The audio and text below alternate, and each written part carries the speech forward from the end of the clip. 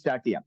അപ്പൊ ഇന്ന് നമ്മൾ ഡിസ്കസ് ചെയ്യുന്ന സബ്ജക്ട് എന്താന്ന് വെച്ച് കഴിഞ്ഞാൽ സ്റ്റെപ്സ് ഫോർ MDRT എന്ന് പറയുന്ന ഒരു സബ്ജക്റ്റ് ആണ് നമ്മൾ ചെയ്യാൻ പോകുന്നത്. കാരണം ധാരാളം ഏജൻസി സുഹൃത്തുക്കൾ എന്നോട് ചോദിക്കാറുണ്ട്, ഈ വർഷങ്ങളായിട്ട് LIC ഏജൻസി എടുത്തിട്ടുണ്ട്, അപ്പൊ നമുക്ക് MDRT ആവാനൊന്നും കഴിയുന്നില്ല, അപ്പൊ അതിനു വേണ്ടിയിട്ട് നമ്മൾ എന്താ ചെയ്യേണ്ടത് എന്നുള്ളത് ധാരാളം ഏജൻസി സുഹൃത്തുക്കൾ നമ്മളോട് ചോദിക്കാറുണ്ട്. വർഷങ്ങളായിട്ട് ചെയർമാൻസ് ക്ലബ്ബും മറ്റു ക്ലബ്ബുകളൊക്കെ നമ്മൾ അച്ചീവ് ചെയ്യുന്നുണ്ടാകും. പക്ഷെ ഒരു MDRTയിലേക്ക് എത്തത്തക്ക രീതിയിലുള്ള ഒരു വലിയ പ്രീമിയം കളക്ട് ചെയ്യാൻ പറ്റുന്നില്ല, അല്ലെങ്കിൽ അതിനനുസരിച്ചുള്ള ഒരു MDRT എന്ന് പറയുന്ന ആ ഒരു ടാർഗറ്റ് അച്ചീവ് ചെയ്യത്തക്ക രീതിയിൽ ഒരു പ്രീമിയം ആ ഒരു കലണ്ടർ ഇയറിനകത്ത് നമുക്ക് കളക്ട് ചെയ്യാൻ കഴിയുന്നില്ല എന്നൊക്കെ ധാരാളം പേര് നമ്മളോട് ഡിസ്കസ് ചെയ്യാറുണ്ട്. എന്നാൽ MDRT ആവുന്ന ധാരാളം സുഹൃത്തുക്കൾ ഉണ്ട്. അപ്പൊ ഇവിടെ നമ്മൾ മനസ്സിലാക്കേണ്ട കാര്യം എന്ന് വെച്ച് കഴിഞ്ഞാൽ MDRT എന്ന് പറയുന്നത് വേറൊരു മൈൻഡ് സെറ്റ് ആണ്. ആ ഒരു മൈൻഡ് സെറ്റിനകത്ത് നിന്നിട്ട് നമ്മൾ ചെയ്യാൻ ശ്രമിച്ചു കഴിഞ്ഞാൽ മാത്രമേ നമുക്ക് MDRT ചെയ്യാൻ പറ്റുള്ളൂ. നമ്മുടെ പ്രീമിയം ടിക്കറ്റ് സൈസ് ഉയർത്തണം, MDRTയുടെ ടാർഗറ്റിനെ കുറിച്ച് കൃത്യമായിട്ടുള്ള ഒരു ധാരണ വെച്ച് അതിൽ എന്തൊക്കെ ചെയ്യണം എന്നുള്ള രീതിയിൽ നമുക്ക് നോക്കണം. അപ്പൊ MDRT എന്ന് പറയുന്നത് സ്റ്റെപ്പ് ബൈ സ്റ്റെപ്പ് ആയിട്ട് ചെയ്തു പോകേണ്ട ഒരു കാര്യമാണ്. 12 മാസം നമുക്ക് സമയം കിട്ടും. ഈ 12 മാസത്തിനകത്ത് ഇപ്പം നമുക്കൊരു 4.5 മാസം കഴിഞ്ഞു പോയി. ഇനി നമ്മുടെ മുന്നിലിരിക്കുന്ന ഏകദേശം ഒരു 7 മാസവും 15 ദിവസവും ഒക്കെയാണ്. അപ്പൊ ആദ്യം നമ്മൾ തീരുമാനിക്കേണ്ട കാര്യം എന്താന്ന് വെച്ച് കഴിഞ്ഞാൽ MDRT ചെയ്യണോ എന്നുള്ളത് മനസ്സിൽ ആദ്യം തീരുമാനം എടുക്കുക. എനിക്ക് MDRT ചെയ്യണോ വേണ്ടയോ എന്നുള്ളൊരു തീരുമാനം നമ്മൾ എടുക്കുന്ന സമയത്താണ് പ്രധാനമായിട്ട് നമുക്ക് MDRT ചെയ്യാൻ പറ്റും. അപ്പൊ അങ്ങനെ ഒരു തീരുമാനം ഈ ഒരു ഗ്രൂപ്പിൽ ഇരിക്കുന്ന 259 പേരും എടുത്തിട്ടുണ്ടാവുമെന്ന് ഞാൻ വിചാരിക്കുന്നു. MDRT ചെയ്യണമെന്നുള്ള ഒരു തീരുമാനം നമ്മൾ എടുക്കുക. അപ്പോ MDRT എന്ന് പറഞ്ഞാൽ നമുക്കറിയാം ഒരു മില്യണയർ ആവാനുള്ള ഒരു വഴി കൂടിയാണ്. Exploring ways to achieve millionaire. ധാരാളം ഇത് ഈ വർഷം ഒരു MDRT ചെയ്ത് കഴിഞ്ഞാൽ കമ്മീഷനിലാണ് ചെയ്യുന്നതെങ്കിൽ നമുക്ക് ഏകദേശം 10 ലക്ഷത്തിനടുത്ത് കമ്മീഷൻ കിട്ടും. ഒരു 4-5 തവണ MDRT ചെയ്ത് കഴിഞ്ഞാൽ നമ്മുടെ റിന്യൂവൽ കമ്മീഷൻ വളരെ വലുതായിരിക്കും. അപ്പോൾ MDRT എന്ന് പറയുന്നത് ഒരു മില്യണയർ ആവാനുള്ള ഒരു അവസരം കൂടെയാണ്. അപ്പൊ ഇനി MDRT എന്ന് പറഞ്ഞു കഴിഞ്ഞാൽ എന്താ, കമ്മീഷൻ കിട്ടുക മാത്രമല്ല, നിങ്ങൾ നോക്കിക്കോളൂ, നമ്മുടെ പ്രൊഫഷണലിസം ഇംപ്രൂവ് ചെയ്യാൻ പറ്റുന്ന ഒരു സംഗതിയാണ്. MDRT എന്ന് പറഞ്ഞു കഴിഞ്ഞാൽ നമ്മളുടെ പ്രൊഫഷണലിസം ഇംപ്രൂവ് ചെയ്യാൻ പറ്റുന്ന ഒരു കാര്യമാണ്. കാരണം ഒരു MDRT ഏജന്റ് എന്ന് പറഞ്ഞു കഴിഞ്ഞാൽ ഒരു സാധാരണ ഏജന്റിനെ പോലെ ആയിരിക്കില്ല. അവർ കുറച്ച് പ്രൊഫഷണൽ ആയിട്ടൊക്കെ ഫീൽഡിൽ വർക്ക് ചെയ്യുന്നുണ്ടാവും, കുറച്ച് ഹാർഡ് വർക്ക് ചെയ്യുന്നുണ്ടാവും, അതിനോടൊപ്പം തന്നെ സ്മാർട്ട് വർക്കും ചെയ്യുന്നുണ്ടാവും. കാരണം അത്തരത്തിലുള്ള ഒരാൾക്ക് മാത്രമേ MDRT ആവാൻ പറ്റുള്ളൂ.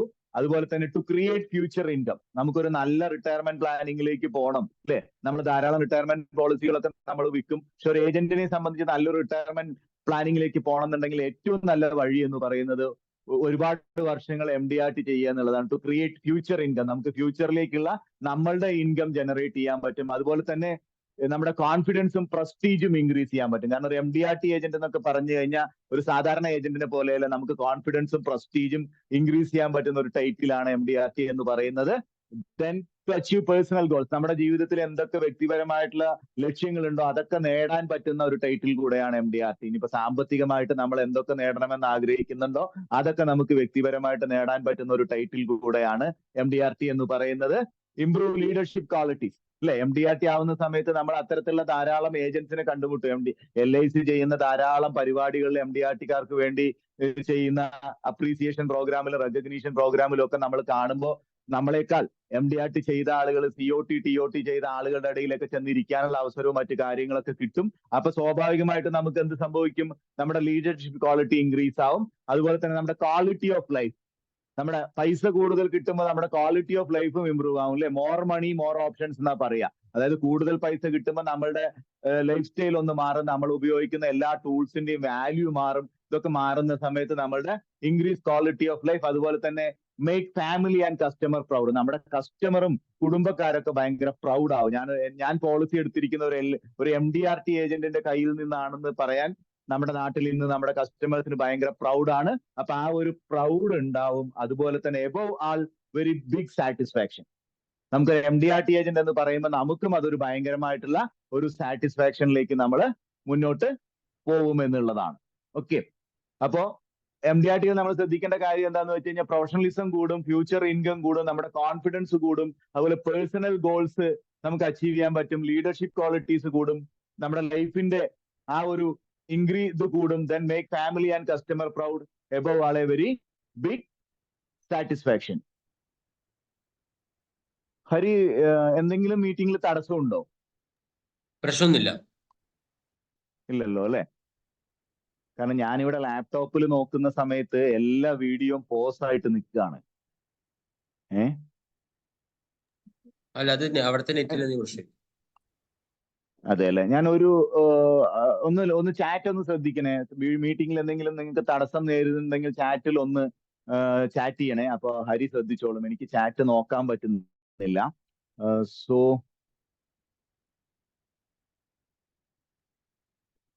ഇന്റർനെറ്റിന് എന്തോ ഒരു ചെറിയ പ്രശ്നമുള്ള പോലെ ഫീൽ ചെയ്യും. നന്നായി കേൾക്കുന്നുണ്ട്. കുഴപ്പമൊന്നുമില്ലല്ലോ, മീറ്റിംഗ് ഒന്നും ഇല്ല, എല്ലാം ക്ലിയർ ആണല്ലോ അല്ലെ?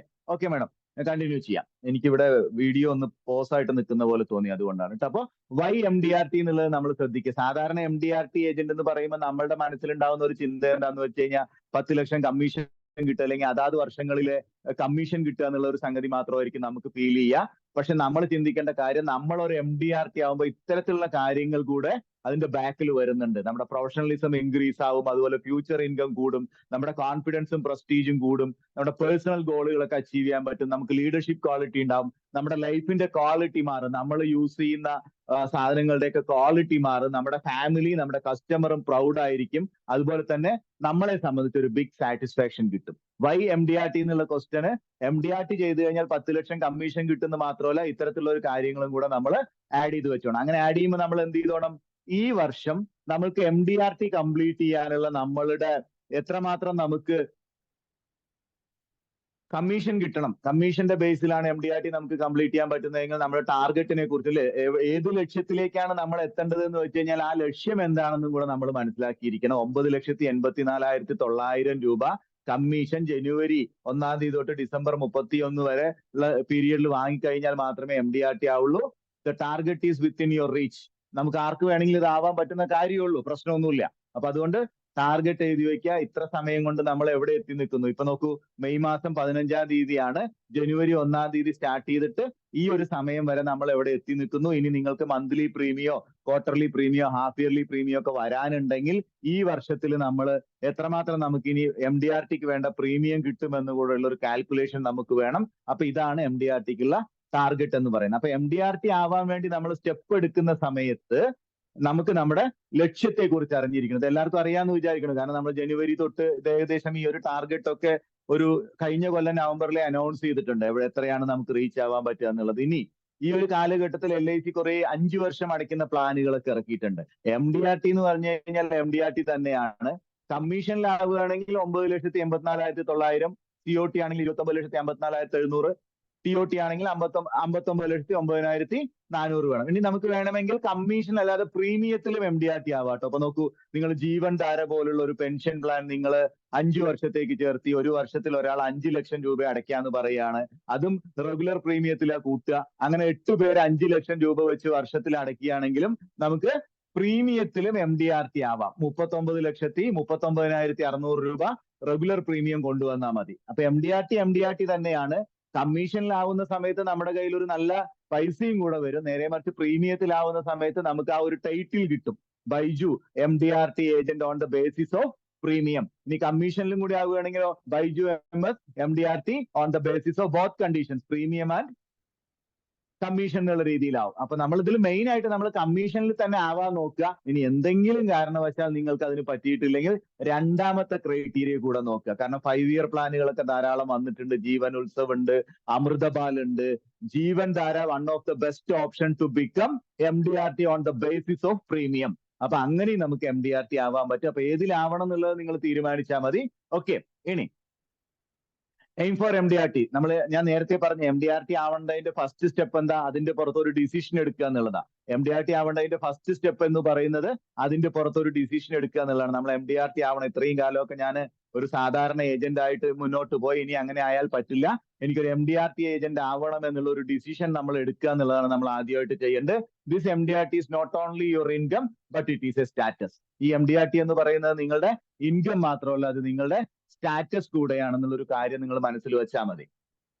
ഓക്കെ, ഇനി നോക്കൂ, MDRT ആവുക എന്ന് പറഞ്ഞു കഴിഞ്ഞാൽ ഫസ്റ്റ് ടൈം MDRT ആവാനാണ് ഏറ്റവും വലിയ ബുദ്ധിമുട്ട്. ഇപ്പൊ ഞാന് കുറെ തവണ, ഇപ്പൊ നമ്മളിൽ കുറെ പേര് പ്രോസ്പെക്റ്റീവ് MDRT ലിസ്റ്റിൽ വന്നിട്ടുണ്ട്. അപ്പൊ എല്ലാ ഡിവിഷനും പ്രോസ്പെക്റ്റീവ് MDRT ലിസ്റ്റ് പിന്നെ നമുക്ക് കൃത്യമായിട്ട് അറിയാം. പല ആളുകളും പ്രോസ്പെക്റ്റീവ് MDRT ലിസ്റ്റിൽ ഉണ്ടാവും. അതുപോലെ തന്നെ നമ്മൾ ആ ലിസ്റ്റ് ഡിവിഷൻ ഓഫീസ് പ്രസിദ്ധീകരിക്കുന്നുണ്ടാവും. നമ്മൾ പ്രോസ്പെക്റ്റീവ് MDRT ലിസ്റ്റിൽ വന്നിട്ടുണ്ടാവും, ചിലർ വന്നിട്ടുണ്ടാവില്ല. പല ഡിവിഷൻസിനും പല ക്രൈറ്റീരിയ വെച്ചിട്ടാണ് ചെയ്യുന്നത്. ചില സ്ഥലത്തൊക്കെ 2 ലക്ഷം രൂപയ്ക്ക് മേലെ കമ്മീഷൻ വാങ്ങിയ ആളുകൾ ഉൾപ്പെടുത്തുന്നുണ്ട്. അതാത് ഡിവിഷനിൽ ഇല്ലെങ്കിൽ എങ്ങനെയാണ് സംഭവിക്കുന്നത് എന്ന് നോക്കിയാൽ മതി. പക്ഷെ ഇതിൽ ഫസ്റ്റ് സ്റ്റെപ്പാണ് ബുദ്ധിമുട്ട്. ഞാൻ ആദ്യമായിട്ട് MDRT ആവുന്നത് 2019 ആ വർഷം ഭയങ്കര ബുദ്ധിമുട്ടായിരുന്നു MDRT ആവാൻ. കാരണം ഇതുവരെ ആവാത്തതുകൊണ്ട് പല വർഷങ്ങളിലും ഈ പ്രോസ്പെക്റ്റീവ് MDRTയിൽ വരും, അടുത്തെത്തും, ചിലപ്പോൾ ആവാൻ പറ്റില്ല. നമ്മളുടെ ഇടയിലും കുറച്ച് അങ്ങനെ പേരൊക്കെ ഇരിക്കുന്നുണ്ടാവും. നമ്മളുടെ ഇടയിലും അങ്ങനെ അത്തരത്തിലുള്ള ആളുകൾ ഇരിക്കുന്നത് കഴിഞ്ഞ വർഷം, അതിന്റെ മുമ്പത്തെ വർഷമൊക്കെ പ്രോസ്പെക്റ്റീവ് MDRTയിൽ വന്നിട്ടുണ്ടാവും. പക്ഷെ MDRT എന്ന് പറയുന്ന ടാർഗറ്റ് അച്ചീവ് ചെയ്യാൻ പറ്റിയിട്ടുണ്ടാവില്ല. അപ്പൊ ഈ ഒരു സമയത്ത് നമ്മൾ നോക്കേണ്ട കാര്യം എന്താന്ന് വെച്ച് കഴിഞ്ഞാൽ കൃത്യമായിട്ട് MDRT കംപ്ലീറ്റ് ചെയ്യത്തക്ക രീതിയിലുള്ള കാര്യങ്ങൾ നമ്മൾ ശ്രദ്ധിക്കുക. കൃത്യമായിട്ട് നമ്മുടെ ടാർഗറ്റ് എന്ന് പറയുന്നത് ഒന്ന് നമ്മൾ ശ്രദ്ധിച്ചു കഴിഞ്ഞാൽ നമുക്ക് MDRT ആവാൻ പറ്റാവുന്നേ ഉള്ളൂ. It is always the hardest. First step എന്ന് പറയുന്നത് ഭയങ്കര ഹാർഡായിരിക്കും. പക്ഷെ ഒരു തവണ നമ്മൾ ആയി കിട്ടിക്കഴിഞ്ഞാൽ, എല്ലാം ഒരു തവണ ചെയ്യുമ്പോൾ നമുക്കത് ആവുമ്പോൾ അതിന്റെ ഒരു കാര്യങ്ങൾ നമുക്കറിയാലോ. അപ്പൊ ഇത്തവണ എന്ത് വില കൊടുത്തും MDRT ആവാനുള്ള ശ്രമങ്ങൾ ഈ പ്ലാറ്റ്ഫോമിൽ ഇരിക്കുന്ന ഓരോരുത്തരും നടത്തണം. കാരണം ഒരു തവണയെങ്കിലും കരിയറിൽ MDRT ആയാൽ അതിന്റെ വാല്യൂ വേറെയാണ്. അതുകൊണ്ട് ഫസ്റ്റ് സ്റ്റെപ്പാണ് ഏറ്റവും ബുദ്ധിമുട്ടുണ്ടാവുക. ഓക്കെ, ഇനി സ്റ്റെപ്സ് ടു ബിക്കം MDRT ഇല്ലേ? ഞാൻ നേരത്തെ കാണിച്ച സ്ലൈഡിൽ കാണിച്ചതുപോലെ തന്നെ ഏതൊരു ജേർണി സ്റ്റാർട്ട് ചെയ്യുന്നത് 100 മൈൽ നമുക്ക് സ്റ്റാർട്ട് ചെയ്യണമെങ്കിൽ ഫസ്റ്റ് സ്റ്റെപ്പിലാണ് നമ്മൾ സ്റ്റാർട്ട് ചെയ്യുന്നത്. അപ്പൊ MDRT ആവാൻ എന്താ ചെയ്യേണ്ടത്? ഫസ്റ്റ് സ്റ്റെപ്പ് എടുക്കേണ്ടത് എ സ്ട്രോങ് ഡിസയർ, ഒരു നല്ല തീരുമാനം നമ്മൾ എടുക്കുക. എനിക്ക് MDRT ആയേ പറ്റൂ എന്നുള്ളൊരു മികച്ച തീരുമാനം എടുക്കുക. അതിനുവേണ്ടി പ്ലാൻ ചെയ്യുക. പലരും പല തീരുമാനങ്ങളും ഒക്കെ എടുക്കും, പക്ഷെ അതിനുവേണ്ടി എന്ത് ചെയ്യില്ല? പ്ലാൻ ചെയ്യില്ല. എല്ലാവരും തീരുമാനങ്ങൾ എടുക്കും, കുറച്ച് സമയം കഴിയുമ്പോൾ അടുത്ത കൊല്ലം ചെയ്യാന്നുള്ള രീതിയിലേക്ക് മാറ്റിവെക്കും. പക്ഷെ നമ്മൾ എന്ത് ചെയ്യണം? ഒരു സ്ട്രോങ് ഡിസിഷൻ എടുക്കുക, അതിന്റെ പുറത്ത് പ്ലാൻ ചെയ്യുക. അങ്ങനെ പ്ലാൻ ചെയ്തിട്ടുണ്ടെങ്കിൽ, നിങ്ങൾക്ക് കൃത്യമായിട്ടുള്ള ഒരു പ്ലാൻ ഉണ്ട് എന്നുണ്ടെങ്കിൽ ആ പ്ലാൻ എല്ലാ ദിവസവും ഡെയിലി ബേസിസിൽ ഇംപ്ലിമെന്റ് ചെയ്യുക എന്നുള്ളതാണ്. അപ്പൊ എന്താ ചെയ്യേണ്ട കാര്യം? ഇതൊക്കെ ഒരു മൈൻഡ് ഗെയിം ആണ് കേട്ടോ. ബാക്കിയുള്ള ഫീൽഡിൽ ഇറങ്ങി പ്രവർത്തിക്കാൻ തൊട്ട് നമ്മൾ MDRT ആവാൻ വേണ്ടി ഫീൽഡിൽ പോകുന്നതിന് മുമ്പ്, ഇല്ലെങ്കിൽ ഫീൽഡിൽ ഇറങ്ങി ആക്ഷൻ ചെയ്യുന്നതിന് മുമ്പ് ചെയ്യേണ്ട കാര്യങ്ങളാണ്. ഇതൊക്കെ ഒരു മൈൻഡ് ഗെയിം ആണ്. അപ്പോ സ്ട്രോങ് ആയിട്ടുള്ള ഒരു തീരുമാനം എടുക്കുക, അതിനുവേണ്ടി പ്ലാൻ ചെയ്യുക. എനിക്ക് MDRT ആവുന്നതിന് വേണ്ടിയിട്ടുള്ള പ്രീമിയം എവിടെ നിന്ന് കിട്ടും, എനിക്ക് MDRT ആവുന്നതിന് വേണ്ടിയിട്ടുള്ള കമ്മീഷൻ എവിടെ നിന്ന് കിട്ടും, അങ്ങനെയൊക്കെയാണ് നമ്മൾ ചെയ്യേണ്ടത്. അതുകൊണ്ട് ഈ പറയുന്ന സ്റ്റെപ്പുകൾ നിങ്ങൾ ശ്രദ്ധിക്കുക. ഒന്ന്, സ്ട്രോങ് ആയിട്ടുള്ള ഒരു ഡിസിഷൻ എടുക്കുക. രണ്ടാമത്, അതിനുവേണ്ടി പ്ലാൻ ചെയ്യുക. നോക്കൂ, ഈ ആദ്യത്തെ 2 കാര്യങ്ങൾ പലരും ചെയ്തിട്ടുണ്ടാവും. ഈ ആദ്യത്തെ സ്റ്റെപ്പ് എന്ന് പറയുന്നത് സ്ട്രോങ് ഡിസയർ എന്ന് പറയുന്നത് ചിലപ്പോൾ സ്ട്രോങ് ആയിട്ട് എടുത്തിട്ടുണ്ടാവില്ല. പക്ഷെ സെക്കൻഡുള്ള സംഗതി എന്ന് പറഞ്ഞാൽ പ്ലാൻ ചെയ്യും. ഈ പ്ലാനിന്റെ പുറത്ത് ആക്ഷൻസ് നടക്കാത്തത് കൊണ്ടാണ് പലപ്പോഴും നമുക്ക് MDRT കംപ്ലീറ്റ് ചെയ്യാൻ പറ്റാതെ പോകുന്നത്. അതുകൊണ്ട് തന്നെ നിങ്ങൾ എന്ത് പ്ലാൻ വെച്ചിട്ടുണ്ടോ, ഇപ്പൊ നോക്കൂ, MDRT ആവാൻ വേണ്ടിയിട്ട് 1 ലക്ഷം രൂപ ഇയർലി പ്രീമിയം കിട്ടുന്ന 30 പേരെ കാണാമെന്നാണ് നിങ്ങൾ പ്ലാൻ ചെയ്തിട്ടുണ്ടെങ്കിൽ, ആ പ്ലാൻ ഇംപ്ലിമെന്റ് ചെയ്യുന്നതിലാണ് MDRTയുടെ സക്സസ് എന്ന് പറഞ്ഞത് കിടക്കുന്നത്. ഓക്കെ, നോക്കൂ, ഇനി എല്ലാവരും ചാറ്റ് ബോക്സ് യൂസ് ചെയ്യണം കേട്ടോ. എന്താണ് ഇതിൽ നിങ്ങൾ കാണുന്നത്? എന്താണ് ഈ പിക്ചറിലൂടെ നിങ്ങൾ കാണുന്നത്? ചാറ്റ് ബോക്സ് യൂസ് ചെയ്ത ഈ പിക്ചറിലൂടെ നിങ്ങൾ എന്താണ് കാണുന്നത്?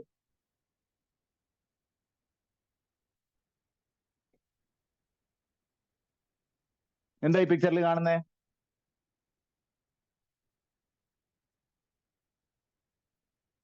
വരട്ടെ.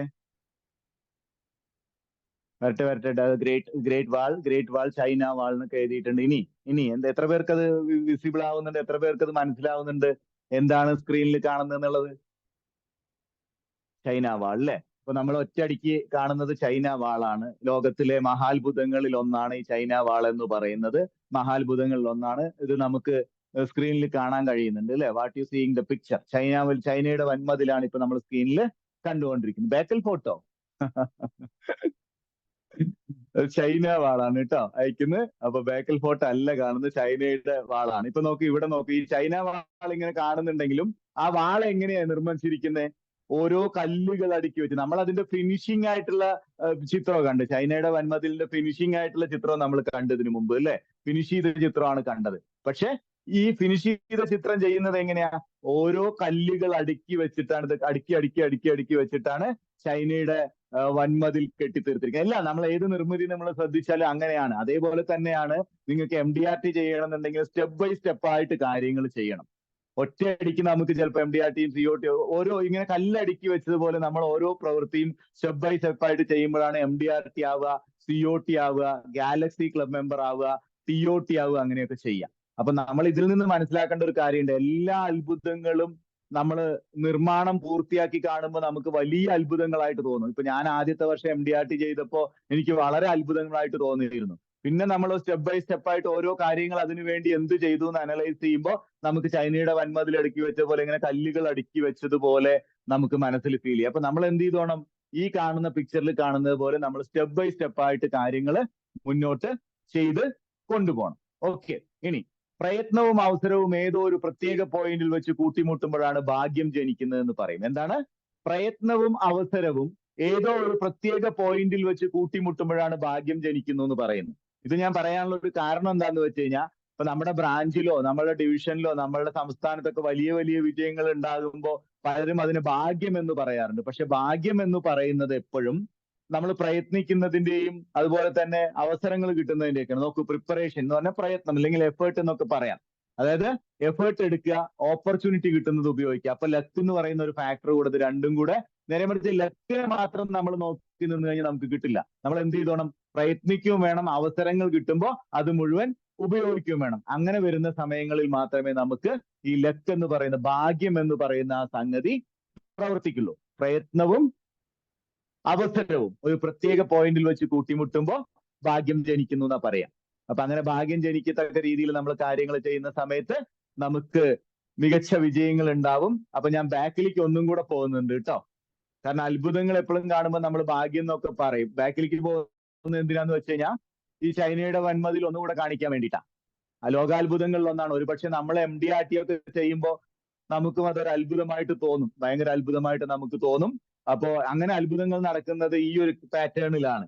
ഓരോ സ്റ്റെപ്പും ഇങ്ങനെ കല്ലുകൾ അടുക്കി അടുക്കി വെച്ച് ബിൽഡിംഗ് കെട്ടുന്നത് പോലെ, മതിൽ കെട്ടുന്നത് പോലെയാണ് നമ്മൾ MDR team, CO team, TO team, galaxy club മെമ്പറും കോർപ്പറേറ്റ് ക്ലബ് മെമ്പറും എലൈറ്റ് ക്ലബ് മെമ്പറും ഒക്കെ ആവുന്നത്. അതിന്റെ ഒരു പ്രധാന കാരണവും ഇതാണ്. അപ്പൊ ഈ കാര്യങ്ങൾ നമ്മൾ മനസ്സിൽ ശ്രദ്ധിച്ചു വെക്കാം. ഓക്കെ, ഇനി ഇവിടെ നിന്നാണ് നമ്മൾ MDRT ആവുന്നതിനുള്ള സ്റ്റെപ്പുകൾ മനസ്സിലാക്കുന്നത് കേട്ടോ. ഇതുവരെ ഞാൻ പറഞ്ഞത് ഒരു ജനറൽ പോയിന്റ്, മറ്റു കാര്യങ്ങളൊക്കെയാണ്, മോട്ടിവേഷൻസ് ഒക്കെ വേണമെന്നൊക്കെ പറയാം. എപ്പോഴും മനസ്സിൽ ചിന്തിക്കേണ്ട ഒരു കാര്യമുണ്ട്, നമുക്ക് സെൽഫായിട്ട് മോട്ടിവേഷൻ വേണ്ട ഒരു ജോലിയാണെങ്കിൽ കൂടെ മറ്റുള്ളവരുടെ മോട്ടിവേഷന് കാത്തു നിൽക്കാതെ സെൽഫായിട്ട് MDRT ആവാനുള്ള ഒരു പ്രയത്നം നടത്തുക. കാരണം മോട്ടിവേഷൻ എപ്പോഴും അച്ചാറിന്റെ ഗുണമോ ചെയ്യുള്ളൂ. നമ്മൾ ഭക്ഷണം കഴിക്കുന്ന സമയത്ത്, ചോറുന്ന സമയത്ത് അച്ചാറിന് എത്രമാത്രം പ്രാധാന്യമുണ്ട് അതേപോലെയാണ് അല്ലേ. അപ്പൊ അച്ചാറിന്റെ അളവിൽ ചോറും ചോറിന്റെ അളവിൽ അച്ചാറും ആയി കഴിഞ്ഞാൽ സംഗതി പാളി കിട്ടും. അപ്പൊ അതുകൊണ്ട് മോട്ടിവേഷൻ എപ്പോഴും വേണം. പക്ഷെ motivation is just like pickle, ആ രീതിയിലാണ് വരിക. അപ്പൊ നോക്കൂ, ഇവിടെ ഹലോ ടുമാറോ എന്ന് പറയുന്ന ഒരു സംഗതി കാണുന്നുണ്ടല്ലോ അല്ലെ നിങ്ങൾ? ഹലോ ടുമാറോ, എന്താ ഈ ഹലോ ടുമാറോ എന്നുള്ളത് കൊണ്ട് നമ്മൾ ഉദ്ദേശിക്കുന്നത്? പലപ്പോഴും ഞാൻ എപ്പോഴും ശ്രദ്ധിച്ചിട്ടുണ്ട്, പല LIC ഏജന്റുമാർക്കും മാറാൻ ഭയങ്കര മടിയാണ്. അതായത് അവർ വർഷങ്ങളായിട്ട് ചെയ്തുകൊണ്ടിരിക്കുന്ന അതേ പ്രവൃത്തി ചെയ്യാനാണ് പലർക്കും താല്പര്യം. പല മാറ്റങ്ങൾ ഉണ്ടാവുമ്പോഴും അതിനെ ഭയങ്കര ഇറിറ്റേഷനോടുകൂടി ഫീൽ ചെയ്യുന്ന കുറെ ആളുകളെ ഞാൻ കണ്ടിട്ടുണ്ട്.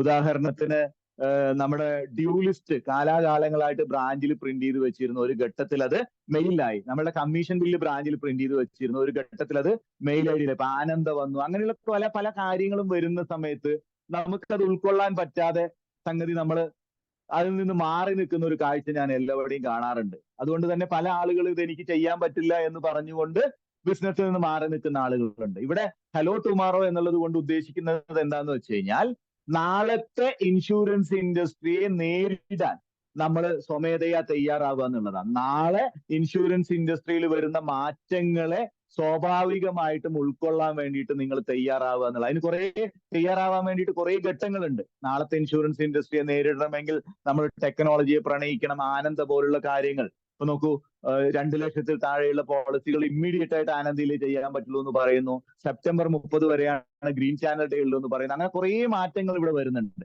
അപ്പൊ അത്തരത്തിൽ ആളുകളുടെ ആറ്റിറ്റ്യൂഡും ആളുകളുടെ ബിഹേവിയറും ആളുകളുടെ ഇൻവെസ്റ്റ്മെന്റ് പാറ്റേണും ആളുകൾ പൈസ ഇൻവെസ്റ്റ്മെന്റ് ചെയ്യുന്ന രീതിയൊക്കെ മാറിയിരിക്കുന്നു.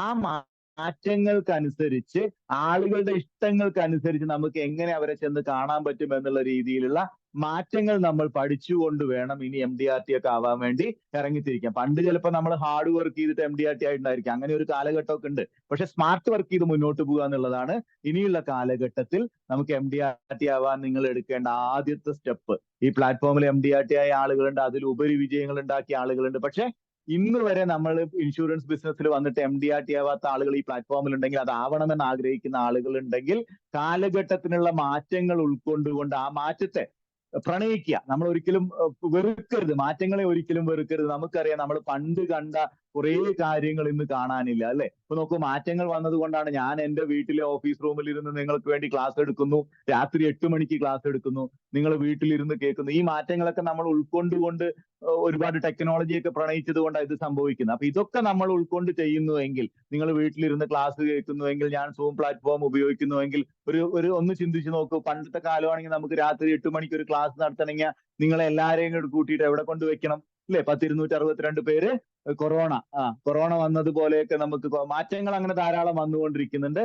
ആ മാറ്റങ്ങളെ പ്രണയിച്ച് മുന്നോട്ട് പോകുന്ന ഒരാളായിട്ട് നമ്മൾ മാറുക. മാറ്റങ്ങളെ പ്രണയിച്ച് മുന്നോട്ട് കൊണ്ടുപോകുന്ന ഒരാളായിട്ട് മാറുക. അല്ലെങ്കിൽ നമ്മൾ മാറ്റങ്ങളെ നമുക്ക് പ്രണയിക്കാൻ കഴിഞ്ഞിട്ടില്ലെങ്കിൽ, ഉൾക്കൊള്ളാൻ കഴിഞ്ഞിട്ടില്ലെങ്കിൽ, അതിനെ അംഗീകരിക്കാൻ കഴിഞ്ഞിട്ടില്ലെങ്കിൽ, പണ്ടത്തെ അംബാസഡർ കാറിനും നോക്കിയ പോലുള്ള മൊബൈൽ ഫോണിനും പ്രീമിയർ പത്മിനിക്കും ഒക്കെ സംഭവിച്ചതുപോലെ നമുക്കും സംഭവിക്കും. അപ്പൊ അതുകൊണ്ട് ഹലോ ടുമാറോ എന്നുള്ളത് കൊണ്ട് ഉദ്ദേശിച്ചത് എന്താന്ന് വെച്ച് കഴിഞ്ഞാൽ, പഴയ ആയുധങ്ങൾ വെച്ച് നമുക്ക് ബിസിനസ് കിട്ടിയിരുന്ന ഒരു കാലഘട്ടം ഉണ്ടായിരുന്നു.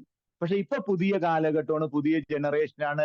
അവരുടെ മുമ്പിൽ ഇൻഷുറൻസ് പോളിസി എങ്ങനെ അവതരിപ്പിക്കും? ഇനി അവർ ടേം പ്ലാൻ ചോദിച്ചു കഴിഞ്ഞാൽ നമ്മൾ കൊടുക്കണം. ഒരു ടേം ഇൻഷുറൻസ് ആണ്. കഴിഞ്ഞ ദിവസം ഒരു ഏജന്റ് എന്നെ കണ്ടപ്പോ പറഞ്ഞിരുന്നു, ഒരു നല്ല പ്രീമിയം കിട്ടുന്നു പറഞ്ഞിട്ടാ ബൈജു പോയെ. പക്ഷെ കസ്റ്റമറുടെ അടുത്തെത്തിയപ്പോ customer ഡോക്ടറൊക്കെയാണ്.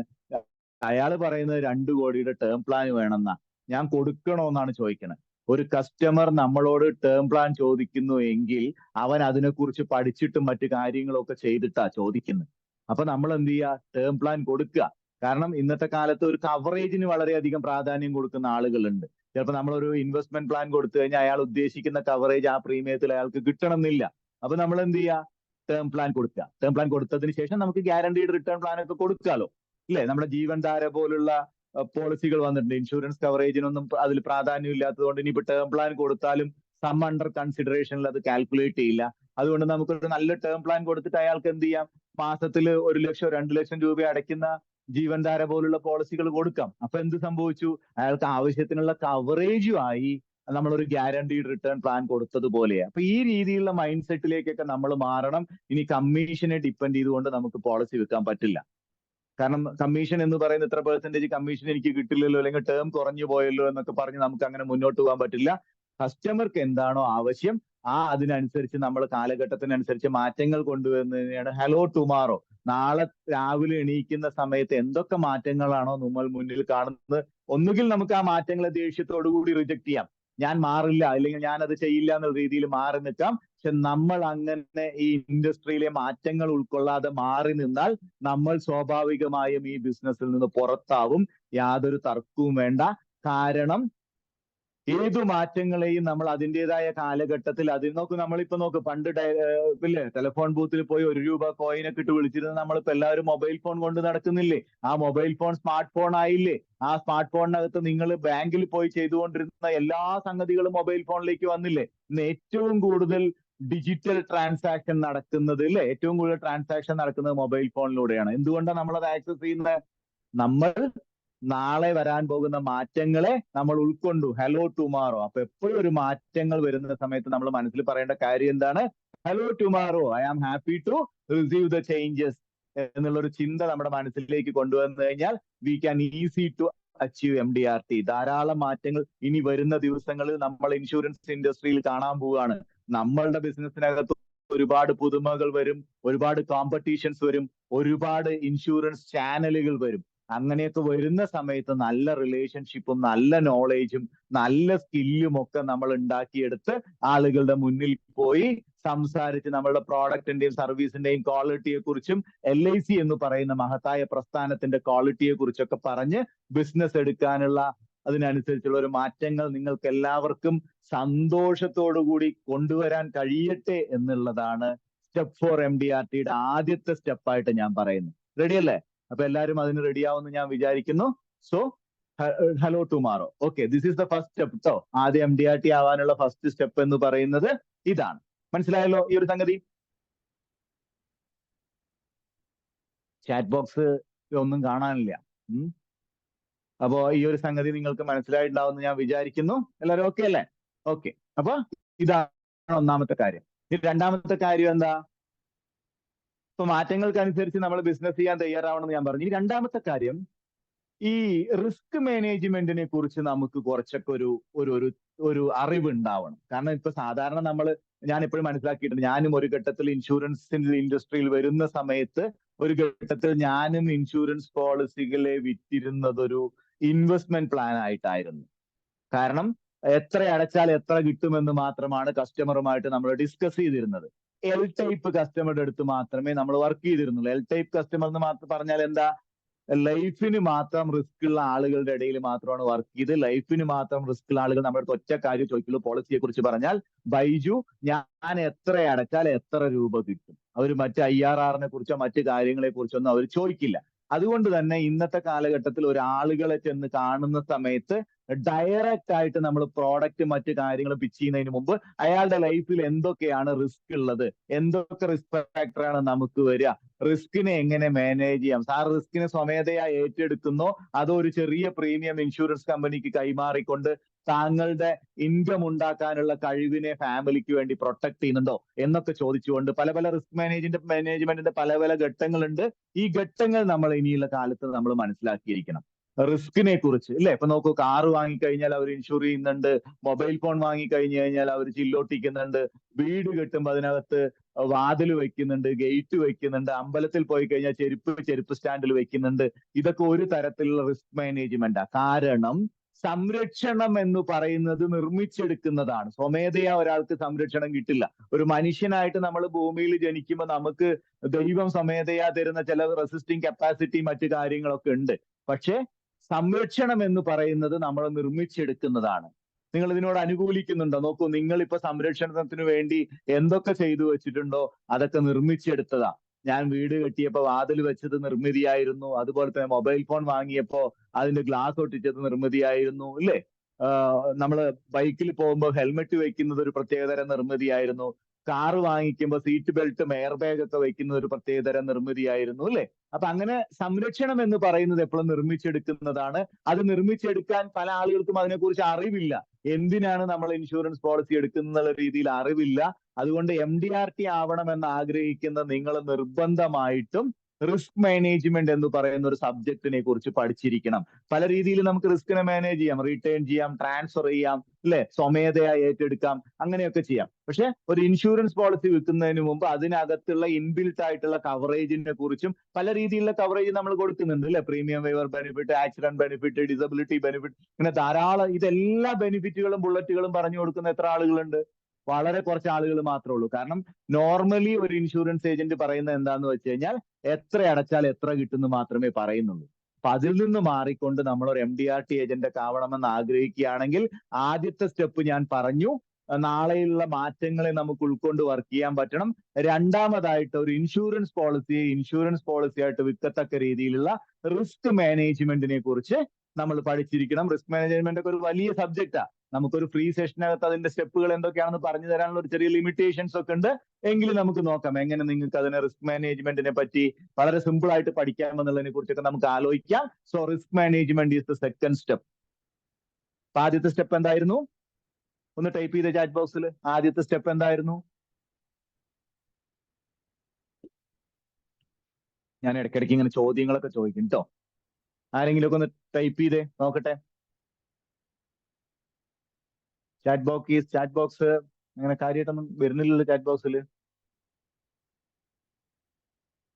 Hello tomorrow, Mohan sir പറഞ്ഞിട്ടുണ്ട് ഹലോ ടുമാറോ, അല്ലെ? Hello tomorrow. അപ്പൊ അത് മനസ്സിലായിണ്ടാവുമെന്ന് വിചാരിക്കണം നിങ്ങൾക്ക്, നാളത്തെ ഇൻഷുറൻസ് ഇൻഡസ്ട്രിയെ നേരിടാനുള്ള സംഗതി. Okay. Lot of hello tomorrow വന്നുകൊണ്ടിരിക്കുന്നുണ്ട്. ഇനി ഓക്കെ, ഒന്നാമത്തെ സ്റ്റെപ്പ് അതാണ്. രണ്ടാമത്തെ സ്റ്റെപ്പ് എന്താ? റിസ്ക് മാനേജ്മെന്റിനെ കുറിച്ച് പഠിക്കുക എന്നുള്ളതാണ്. റിസ്ക് മാനേജ്മെന്റിനെ കുറിച്ച് പഠിക്കുക അത്യാവശ്യം. ഒരുപാട് ആളുകളെ പേടിപ്പിക്കുകയൊന്നും വേണ്ട. പക്ഷെ എങ്കിൽ കൂടെ ഇൻഷുറൻസ് ബിസിനസ് എന്ന് പറയുന്നത് ഒരു ഫിയറിന്റെ മൾട്ടിപ്ലിക്കേഷൻ കൂടെയാണ്. ആളുകൾക്ക് ചെറിയ ഭയമൊക്കെ മനസ്സിലുണ്ടാവണം. നാളെ ഇൻകം കൊണ്ടുവരുന്ന എനിക്ക് എന്തെങ്കിലും സംഭവിച്ചാൽ എന്റെ ഫാമിലിക്ക് എന്താവും, നാളെ എന്റെ ഇൻകം ഉണ്ടാക്കാനുള്ള കഴിവ് നഷ്ടപ്പെട്ട് കഴിഞ്ഞാൽ. ഇപ്പൊ ഡോക്ടേഴ്സ് ഒക്കെ നമ്മൾ ചെന്ന് പറയുമ്പോൾ പല ഡോക്ടർമാരും എന്നോട് പറഞ്ഞിട്ടുണ്ട്, ബൈജു ഞങ്ങളൊക്കെ എന്താ പറയാ മരുന്നിന്റെ കുറിപ്പടിക്ക് ഓർമ്മ വരുന്നിടത്തോളം കാലം ഞങ്ങൾ വർക്ക് ചെയ്യുന്നൊക്കെ പറയുന്നുണ്ട്. പല ആളുകളുടെയും മനസ്സിൽ അങ്ങനെയാണ്. പക്ഷെ റിസ്ക് വരും. അപ്പൊ നമ്മൾ എന്ത് ചെയ്തോണം, ആ റിസ്കിനെ, ഇൻകം ഉണ്ടാക്കാനുള്ള കഴിവിനെ ഫാമിലിക്ക് വേണ്ടി പ്രൊട്ടക്ട് ചെയ്യത്തക്ക രീതിയിൽ എന്താണ് നിങ്ങൾ ഒരു ഇൻഷുറൻസ് പോളിസി എടുത്തിട്ടില്ലെങ്കിൽ സംഭവിക്കാൻ പോകുന്ന റിസ്ക് എന്താണ്, എത്രമാത്രം ഇൻഷുറൻസ് പോളിസി നിങ്ങൾക്ക് വേണം, ഹ്യൂമൻ ലൈഫ് വാല്യൂ അനലൈസ് ചെയ്ത് പറഞ്ഞു കൊടുക്കാൻ. ഒരു ഹ്യൂമൻ ലൈഫ് വാല്യൂ എന്ന് പറയുമ്പോൾ എത്രമാത്രം ഒരാൾക്ക് ഇൻകത്തിനനുസരിച്ച് ഇൻഷുറൻസ് കവറേജ് വേണം, അഥവാ ഹ്യൂമൻ ലൈഫ് വാല്യൂ അവർക്ക് മനസ്സിലായിട്ടില്ലെങ്കിൽ A/H കാൽക്കുലേറ്റർ എടുത്തുകൊണ്ട് എത്രമാത്രമാണ് നിങ്ങളുടെ റിസ്കിന്റെ പെർസെന്റേജ് എന്ന് മുന്നിലിരിക്കുന്ന പ്രോസ്പെക്ടിനോട് പറഞ്ഞു കൊടുക്കാനുള്ള കഴിവുണ്ടാവണം. എന്താണ് A/H calculator? Working capital method, അങ്ങനെ റിസ്ക് കമ്മിറ്റ്മെന്റ് ഇൻഷുറൻസ്, അല്ലെ, ലൈഫ് പ്രസന്റേഷൻ എന്നൊക്കെ പറഞ്ഞ് ധാരാളം റിസ്ക് മാനേജ്മെന്റിനെ കുറിച്ച് പറഞ്ഞു കൊടുക്കുന്ന ധാരാളം സ്റ്റെപ്പുകൾ ഇൻഷുറൻസ് വിൽപ്പനയിലുണ്ട്. അപ്പോ നമുക്കൊരു MDRT ഏജന്റ് ഒക്കെ ആവണം, വലിയ വലിയ പ്രീമിയം ഒക്കെ കളക്ട് ചെയ്യപ്പെടുന്നത് ഇങ്ങനെയൊക്കെ പറഞ്ഞു കൊടുത്തിട്ടാ. ഞാൻ 1 കോടിക്ക് മേലുള്ള പോളിസിയൊക്കെ നിറയെ ചെയ്തിട്ടുണ്ട്. 50 ലക്ഷം, 75 ലക്ഷം, 1 കോടി, 3 കോടിയൊക്കെ ചെയ്തിട്ടുണ്ട്. അവിടെയൊക്കെ ഈ റിസ്ക് മാനേജ്മെന്റ് എന്ന് പറയുന്ന ആ ഒരു സംഗതി നമുക്ക് അവിടെ വന്നിട്ടുണ്ട്. റിസ്ക് മാനേജ്മെന്റിനെ കുറിച്ച് നിങ്ങൾ പഠിച്ചിരിക്കണം. 2ാമത്തെ സ്റ്റെപ്പ് ഇതാണ്. ഇനി 3ാമത്തെ സ്റ്റെപ്പ് എന്താ? സസ്പെക്ടിങ് സ്കിൽ, അല്ലെ? ഒരു LIC ഏജന്റിന് ഉണ്ടാവേണ്ട ഏറ്റവും മികച്ച സ്കിൽ എന്താന്ന് ചോദിച്ചു കഴിഞ്ഞാൽ ഞാൻ പറയും, എപ്പോഴും എന്റെ ട്രെയിനിങ് പ്രോഗ്രാമിൽ ഇൻഷുറൻസ് വിപണനത്തിന് ആവശ്യമായ സ്കില്ലുകളെ കുറിച്ച് സംസാരിക്കാത്ത ഒരു സെഷൻ ഉണ്ടാവില്ല. പലർക്കും തോന്നും ചിലപ്പോൾ ഇത് റിപ്പീറ്റ് ചെയ്ത് പറയുകയാണോ. പക്ഷെ ഇൻഷുറൻസ് ബിസിനസ്സിനകത്ത് ചില കാര്യങ്ങളൊക്കെ റിപ്പീറ്റ് ചെയ്യപ്പെടും. വേറെ ഒരു രക്ഷയില്ല. പുതുമയുള്ള കുറെ കാര്യങ്ങൾ വെച്ച് നമുക്ക് എപ്പോഴും മുന്നോട്ട്, ചില പുതുമകളൊക്കെ നമ്മൾ കൊണ്ടുവരുമെങ്കിൽ കൂടെ ചില കാര്യങ്ങൾ ഡീഫോൾട്ട് ആണ്, ഇല്ലേ? ഇപ്പൊ നമ്മൾ ജീവൻ ഉമംഗ് എന്ന് പറയുന്ന ഒരു പ്ലാൻ എത്ര വർഷം നിങ്ങൾ ചെന്ന് പോയി പഠിച്ചാലും അതിൽ പുതുതായിട്ടൊക്കെ ആഡ് ചെയ്യാൻ ബുദ്ധിമുട്ടാണ്. കാരണം അതിൽ കുറെ കാര്യങ്ങൾ അങ്ങനെയാ പറഞ്ഞു വെച്ചിരിക്കുന്നത്. അപ്പൊ ഇവിടെ സസ്പെക്ടിങ് സ്കിൽ എന്ന് പറഞ്ഞു കഴിഞ്ഞാൽ ധാരാളം ആളുകളെ നമുക്ക് പരിചയം ഉണ്ടാവും, ധാരാളം ആളുകളുടെ മൊബൈൽ നമ്പർ നമ്മൾ സേവ് ചെയ്തിട്ടുണ്ടാവും, നമുക്ക് ഫേസ്ബുക്കിൽ ധാരാളം ഫ്രണ്ട്സ് ഉണ്ടാവും. പക്ഷെ ആർക്കൊക്കെയാണ് ഇൻഷുറൻസ് പോളിസി കൊടുക്കാൻ കഴിയുക എന്ന് ചിന്തിച്ചിരിക്കുന്ന ഒരാൾക്കാണ് ഈ സസ്പെക്ടിങ് സ്കിൽസ് വർക്ക്ഔട്ട് ആവുക. ആർക്കൊക്കെ ഇൻഷുറൻസ് പോളിസി വിൽക്കാൻ പറ്റും, ആർക്കൊക്കെ ഇൻഷുറൻസ് പോളിസി കൊടുക്കാൻ പറ്റും. കുട്ടികളുള്ള വീട്ടിൽ ചെന്നിട്ട് നമുക്കൊരു ചൈൽഡ് പ്ലാൻ പറയാം. ഇൻകത്തിന് വേണ്ടി ഓടി നടക്കുന്ന സിംഗിൾ ഇൻകം ഫാമിലി, ഇല്ലേ? ഈ കുടുംബത്തിലേക്ക് ഒരാൾ മാത്രമേ വരുമാനം കൊണ്ടുവരുന്നുവെങ്കിൽ അയാൾക്ക് നമുക്ക് എന്തൊക്കെ പോളിസി കൊടുക്കാൻ പറ്റും, അവിടെയൊക്കെ നമുക്ക് എന്തൊക്കെ പറയാൻ പറ്റും എന്ന് പറഞ്ഞ് പരുന്ത് ഇര പിടിക്കുന്നത് പോലെ, എത്രയോ ഉയരത്തിൽ പറക്കുന്ന പരുന്ത് 100 കണക്കിന് ഈ കോഴിക്കുഞ്ഞുങ്ങളെ കണ്ടാലും അവർ സസ്പെക്ട് ചെയ്യുന്നത് 1-2 ആയിരിക്കും. കൃത്യമായിട്ട് പോളിസി, ആർക്കൊക്കെ ഇൻഷുറൻസ് പോളിസി കൊടുക്കാൻ പറ്റുമെന്ന് ചിന്തിക്കാനുള്ള നിങ്ങളുടെ കഴിവിനെയാണ് സസ്പെക്ടിങ് സ്കിൽ എന്ന് പറയുന്നത്, അല്ലെ? ക്യൂരിയോസിറ്റി എന്ന് പറയാം. നമുക്ക് ഏറ്റവും കൂടുതൽ ക്യൂരിയോസിറ്റി എന്ന് നമുക്ക് പറയാം. ആർക്കൊക്കെ കൊടുക്കാൻ പറ്റും? മാർക്കറ്റിൽ ഇറങ്ങുമ്പോൾ, വീട്ടിലിരിക്കുമ്പോൾ, ബസ്സിൽ യാത്ര ചെയ്യുമ്പോൾ, അല്ലെങ്കിൽ ഒറ്റയ്ക്ക് ഇരിക്കുന്ന സമയത്തൊക്കെ എപ്പോഴും മനസ്സിൽ ചിന്തിക്കേണ്ട കാര്യം എന്താ?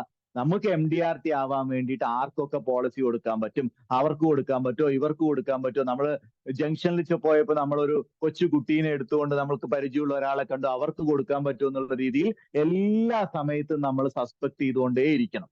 അതിനെയാണ് നമ്മൾ MDRT ഒക്കെ ആവണമെങ്കിൽ കുറച്ച് വലിയ പ്രീമിയം മറ്റു കാര്യങ്ങളൊക്കെ നമ്മൾ കളക്ട് ചെയ്യേണ്ടി വരും. അപ്പൊ suspecting is the 3rd step. അപ്പൊ ഹലോ ടുമാറോ പറഞ്ഞു, അതുപോലെ തന്നെ അടുത്ത, ഇല്ലേ, നമുക്ക് ആ റിസ്ക് മാനേജ്മെന്റിനെ കുറിച്ച് ഞാൻ പറഞ്ഞു. ഇനി അടുത്തത് എന്താ?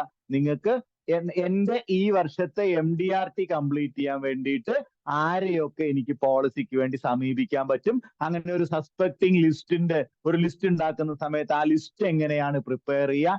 ആ ലിസ്റ്റിൽ എത്രമാത്രം വകഭേദങ്ങളുണ്ട്? 10ഓ 25ഓ ലിസ്റ്റ് നമുക്ക് പ്രിപ്പയർ ചെയ്യാൻ പറ്റും.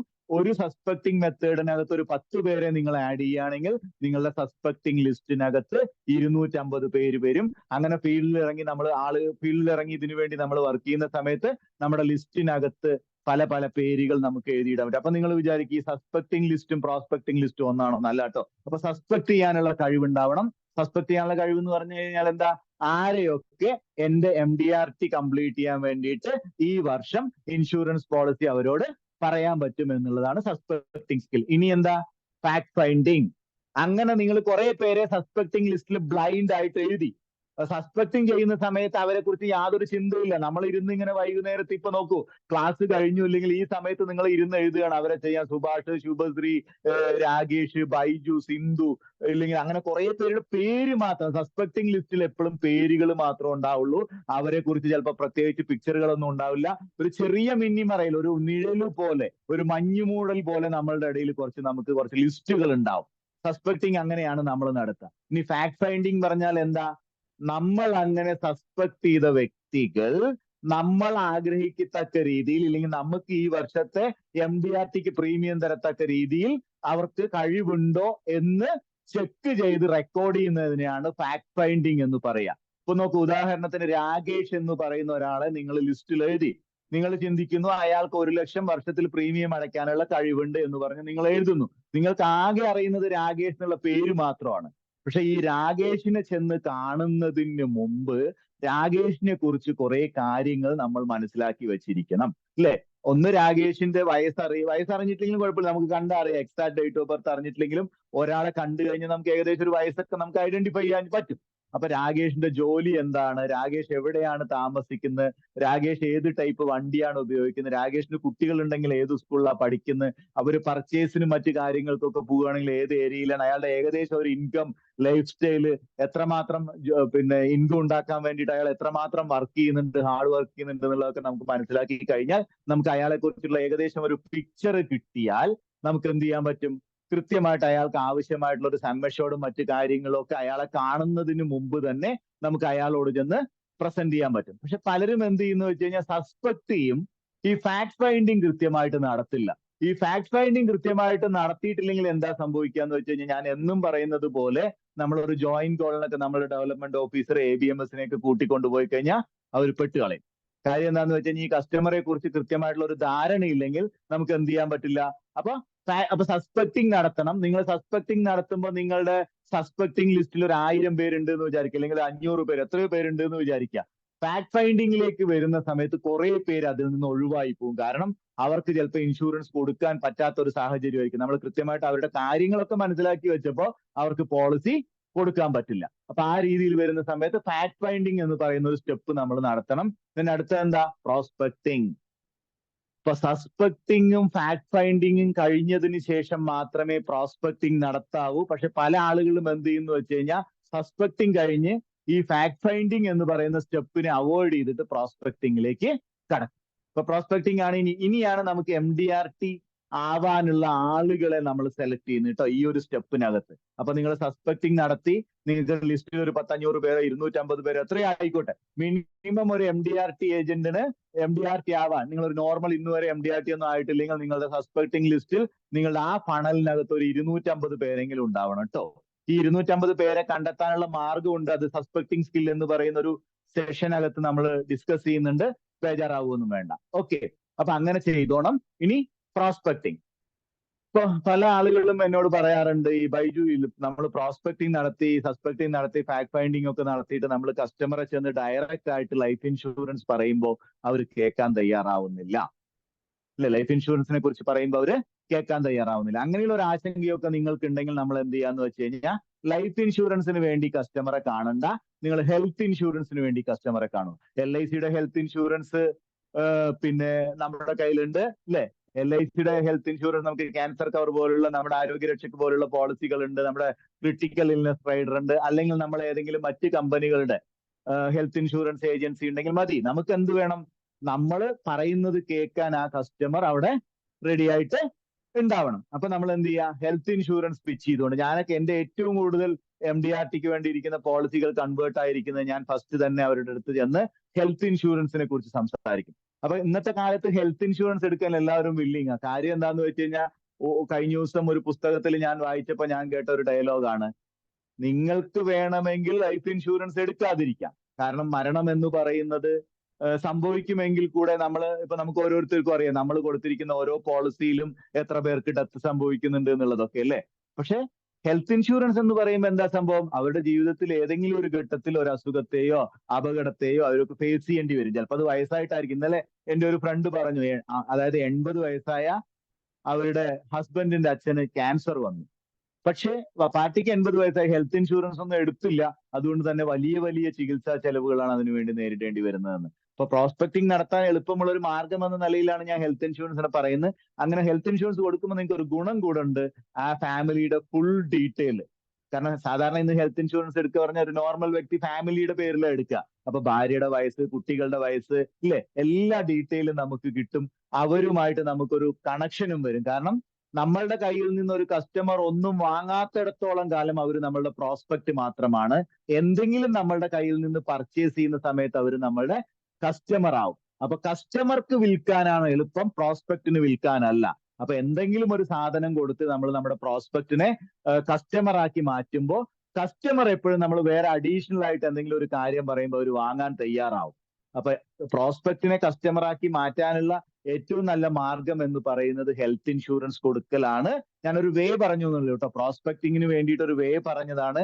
ഇത് തന്നെയാണ് കാവ്യനീതി എന്നൊന്നും ചിന്തിക്കേണ്ട. ഇത് ഹെൽത്ത് ഇൻഷുറൻസ് ഒന്നും ചെയ്യാത്തവരും നമ്മുടെ നാട്ടിൽ MDRT ആവുന്നുണ്ട്. പക്ഷെ ഞാൻ ഫസ്റ്റത്തെ പോയിന്റ് പറഞ്ഞിരുന്നു, ഹലോ ടുമാറോ, മാർക്കറ്റ് മാറി വരുന്നു.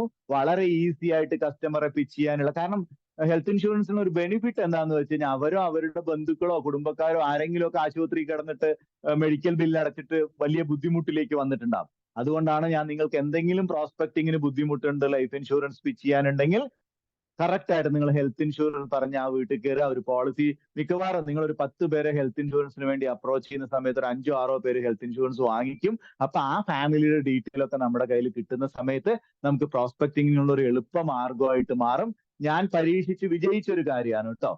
ഞാൻ ലൈഫ് ഇൻഷുറൻസ് ഒക്കെ പറഞ്ഞാൽ കേൾക്കില്ല, അല്ലെങ്കിൽ അങ്ങനെ എന്തെങ്കിലും സംഭവം ഉണ്ടെങ്കിൽ ഉടനെ നമ്മൾ ആ ഒരാളെ ഹെൽത്ത് ഇൻഷുറൻസ് പറഞ്ഞ് പിച്ച് ചെയ്യും. അവരെ നമ്മൾ ഒരു കമ്പനിയൊക്കെ സൗഹൃദത്തിലേക്ക് വന്ന് അടുത്ത ലൈഫ് ഇൻഷുറൻസ് പോളിസികളെ കുറിച്ച് അവരെ പറഞ്ഞ് മനസ്സിലാക്കുക. അതുകൊണ്ട് പ്രോസ്പെക്ടിങ്ങിന് കുറെ മെത്തേഡുകളുണ്ട്. ദ പവർ ഓഫ് പ്രോസ്പെക്ടിങ് മെത്തേഡുകൾ നമുക്ക് ധാരാളമായിട്ട് ഇംപ്ലിമെന്റ് ചെയ്യേണ്ടി വരും. പല രീതിയിലുള്ള റെയിൻബോ പ്രോസ്പെക്ടിങ് മെത്തേഡ്, അതുപോലെ തന്നെ കുറെ പ്രോസ്പെക്ടിങ് മെത്തേഡ്സ് ഉണ്ട്. അപ്പൊ നമ്മൾ ഓരോരുത്തരും ഇപ്പൊ നമ്മൾ വിറ്റ ഓരോ പോളിസിയുടെ പുറത്ത് നമ്മൾ പല രീതിയിലുള്ള പ്രോസ്പെക്ടിങ് മെത്തേഡ് കൊണ്ട് നടക്കുന്നുണ്ടാവും. കാരണം പ്രോസ്പെക്ടിങ് മെത്തേഡ് ഇല്ലെങ്കിൽ നമുക്ക് LIC ഏജൻസിയിൽ ഇത്രയും കാലം നിൽക്കാൻ പറ്റില്ല. MDRT ആയിട്ടില്ലെങ്കിലും വലിയ വലിയ വിജയങ്ങൾ, ക്ലബ് മെമ്പർഷിപ്പ് ചെയർമാൻസും ZM-ഉം BM-ഉം DM-ഉം സെഞ്ചുറിയനൊക്കെ ആയ ആളുകൾ ഇവിടെ ഇരിക്കുന്നുണ്ട്. അപ്പൊ അവർക്ക് എന്തെങ്കിലുമൊക്കെ ഒരു പ്രോസ്പെക്ടിങ് മെത്തേഡ് ഉണ്ടാവും.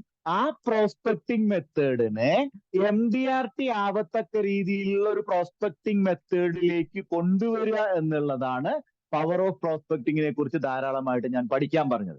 ഞാൻ എപ്പോഴും പറയുന്ന ഒരു കാര്യമുണ്ട്, സാധാരണ രഞ്ജി ട്രോഫി വരുന്ന ഗ്രൗണ്ടുകളിൽ ഇന്റർനാഷണൽ ക്രിക്കറ്റ് വരില്ല. അതിന് റീസൺ എന്താന്ന് വെച്ച് കഴിഞ്ഞാൽ അതിനുള്ള ഫെസിലിറ്റീസ് അവിടെ ഉണ്ടാവില്ല. അപ്പൊ സാധാരണ നമുക്കൊരു പോളിസി തരുന്ന അതേ പ്രോസ്പെക്ട്സിന്റെ ഇടയിൽ തന്നെ നടന്നിട്ട് നമുക്കൊരു MDRT ആവാൻ പറ്റില്ല. അതിനൊരു റീസൺ, MDRT ആവത്തക്ക രീതിയിലുള്ള ഒരു പ്രീമിയം കളക്ട് ചെയ്യാൻ പറ്റുന്ന പ്രോസ്പെക്ട്സിന്റെ ഇടയിലാണോ ഞാൻ വർക്ക് ചെയ്യുന്നത് എന്നുള്ളതിനെ കുറിച്ച് ഒരു LIC ഏജന്റ് എന്ന നിലയിൽ, അല്ലെങ്കിൽ ഒരു ലൈഫ് ഇൻഷുറൻസ് ഏജന്റ് എന്ന നിലയിൽ നമ്മൾ എപ്പോഴും ചിന്തിക്കണം എന്നുള്ളതാണ് ഞാൻ പറഞ്ഞു വെച്ചത്. ഓക്കെ, ഇപ്പൊ പ്രോസ്പെക്ടിങ് എന്ന് പറഞ്ഞാൽ നമ്മുടെ ഇൻഷുറൻസ് ബിസിനസിന്റെ ഓക്സിജൻ ആണ്. ഓക്സിജൻ ഇല്ലെങ്കിൽ നമുക്ക് ശ്വസിക്കാൻ പറ്റില്ല, ശ്വാസം ഇല്ലെങ്കിൽ നമുക്ക് ജീവിക്കാനും പറ്റില്ല, മരണം സംഭവിക്കില്ല. അപ്പൊ അതുകൊണ്ട് നമ്മൾ എപ്പോഴും എന്ത് ചെയ്യാന്ന് വെച്ച് കഴിഞ്ഞാൽ പ്രോസ്പെക്ടിങ് മെത്തേഡുകൾക്ക് ഏറ്റവും കൂടുതൽ പ്രാധാന്യം കൊടുക്കുക. പുതുമയുള്ള പ്രോസ്പെക്ടിങ് മെത്തേഡ്, MDRT ആവത്തക്ക രീതിയിലുള്ള പുതുമയുള്ള പ്രോസ്പെക്ടിങ് മെത്തേഡ് പഠിക്കാൻ ശ്രമിക്കുക. അങ്ങനെ ധാരാളം പ്രോസ്പെക്ടിങ് മെത്തേഡ് ഉണ്ട്. ബൈജൂസ് അക്കാദമിയുടെ കോഴ്സുകളിലൊക്കെ നമ്മൾ പ്രോസ്പെക്ടിങ്ങിനെ കുറിച്ച് ഇത്തവണത്തെ ചാമ്പ്യൻസ് ക്ലബ്ബിൽ ഞാൻ പ്രോസ്പെക്ടിങ്ങിന്റെ 10ഓളം ക്ലാസ്സുകൾ നമ്മൾ ഇട്ടിട്ടുണ്ട്. അതുപോലെ തന്നെ നമ്മുടെ MDRT ആക്സിലറേറ്റർ എന്ന് പറഞ്ഞ കോഴ്സിനകത്ത് പ്രോസ്പെക്ടിങ് പവർ എന്ന് പറഞ്ഞ 4 മണിക്കൂർ 5 മണിക്കൂറുള്ള സെഷൻ ഉണ്ട്. അപ്പൊ അങ്ങനെയുള്ള കാര്യങ്ങളൊക്കെ അതിനകത്ത് ചെയ്തു വെച്ചിട്ടുണ്ട്. അപ്പൊ പ്രോസ്പെക്ടിങ് അടുത്ത സ്റ്റെപ്പ്. ഇനി അടുത്ത എന്താ? നീഡ് അനാലിസിസ് അല്ലെ. നമ്മൾ അങ്ങനെ പ്രോസ്പെക്ടിങ് ഒക്കെ നടത്തി കസ്റ്റമർ ഓക്കെ ആണെങ്കിൽ നമ്മൾ പിന്നെ എന്ത് ചെയ്തോണം? കസ്റ്റമർക്ക് എന്താണോ ആവശ്യം ആ പോളിസി കൊടുക്കാനുള്ള ശ്രമം നടത്തണം അല്ലെ.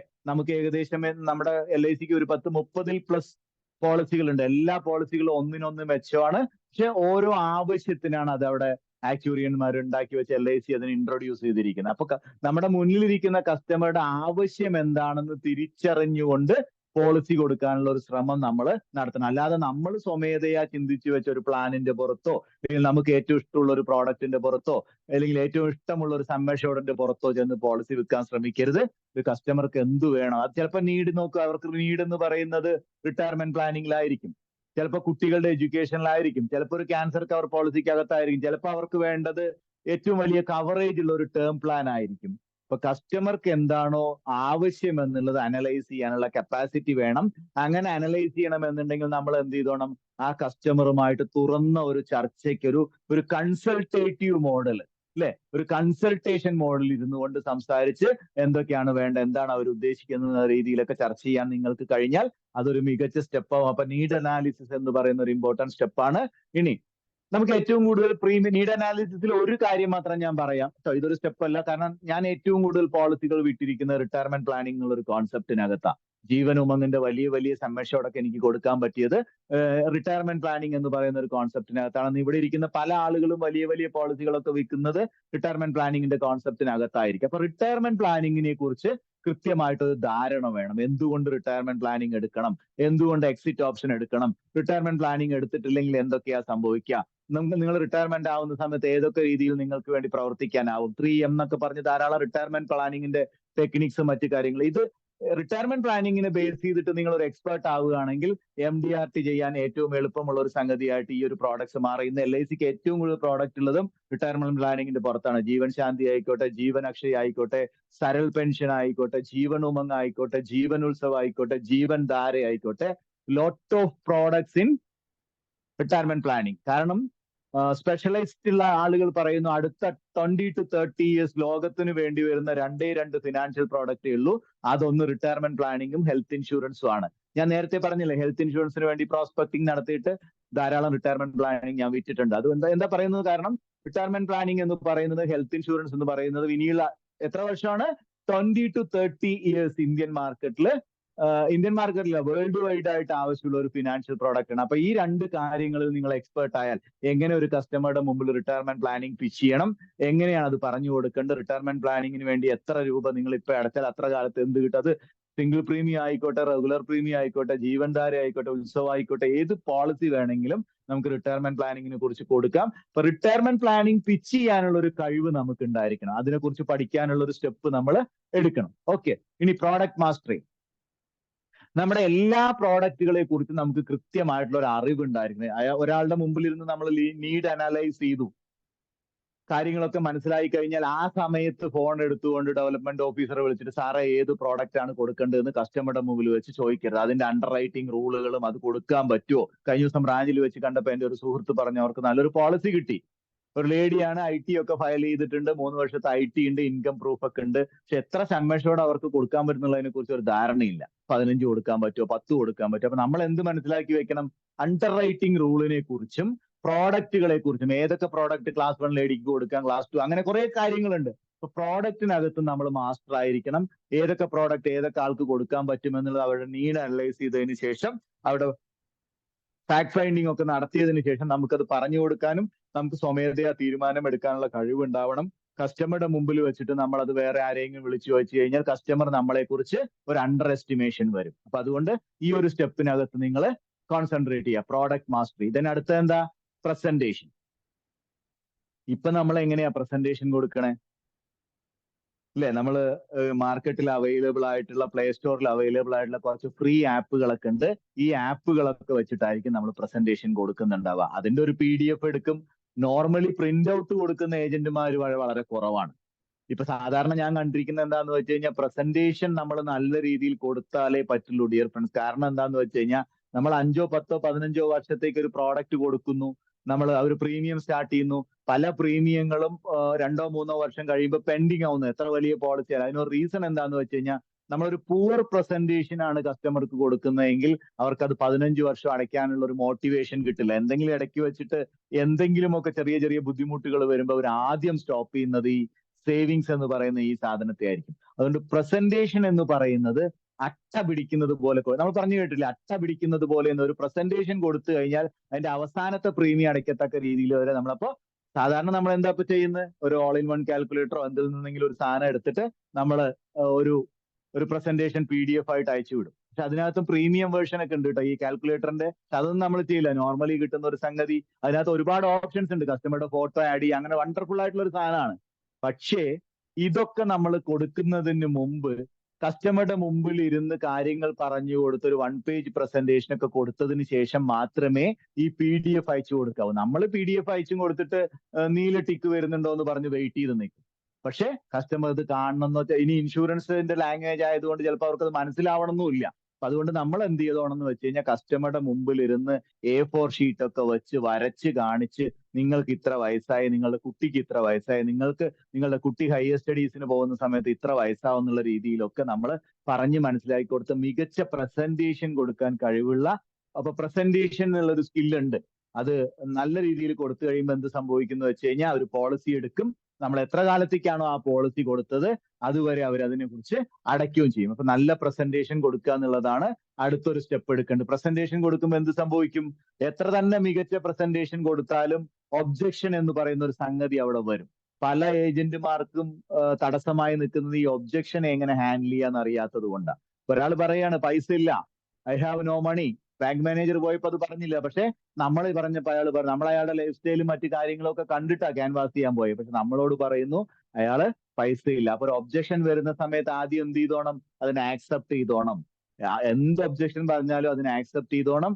എന്നിട്ട് പറയാ സാറ് മാത്രമല്ല, ഞാൻ കാണാൻ പോകുന്ന കുറെ ആളുകൾ പറയുന്നുണ്ട് പൈസ ഇല്ല എന്ന്. പക്ഷെ സാറ് ജീവിച്ചിരിക്കുമ്പോൾ ഒരു ഇൻഷുറൻസ് പോളിസിക്ക് പ്രീമിയം അടയ്ക്കാൻ ബുദ്ധിമുട്ടാണെങ്കിൽ സാറിന്റെ ആബ്സെൻസിൽ സാറിന്റെ ഫാമിലി വളരെയധികം സ്ട്രഗിൾ ചെയ്യും.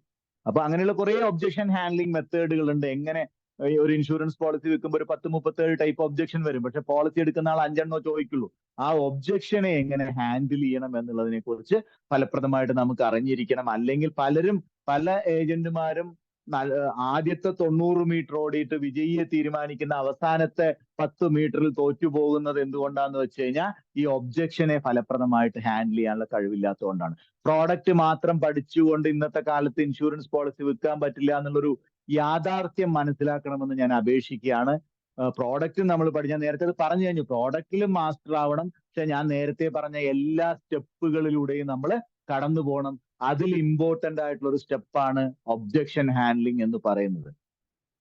ഞാൻ ഓഡിറ്ററോട് ചോദിക്കട്ടെ, ഇല്ലെങ്കിൽ ഞാൻ അങ്ങനെ ചെയ്യട്ടെ, ഞാൻ ബന്ധുക്കളോട് ചോദിക്കട്ടെ, ഡിസിഷൻ മേക്കർ ആയിരിക്കില്ല, അങ്ങനെ കുറേ പ്രശ്നങ്ങൾ വരാം. അപ്പൊ അതുകൊണ്ട് ഒബ്ജക്ഷനെ നല്ല രീതിയിൽ ഹാൻഡിൽ ചെയ്യാൻ അറിയുന്ന ഒരു LIC ഏജന്റിന് MDRT ആവാൻ വലിയ പാടുണ്ടാവില്ല. ഇനിയിപ്പോ നിങ്ങൾ ഏറ്റവും താഴെ തട്ടിലുള്ള ആളുകളുടെ ഇടയിലാണ് വർക്ക് ചെയ്യുന്നതെങ്കിൽ ഒബ്ജക്ഷൻ ഒന്നും വരില്ല. പക്ഷെ നമ്മൾ MDRT ആകില്ല.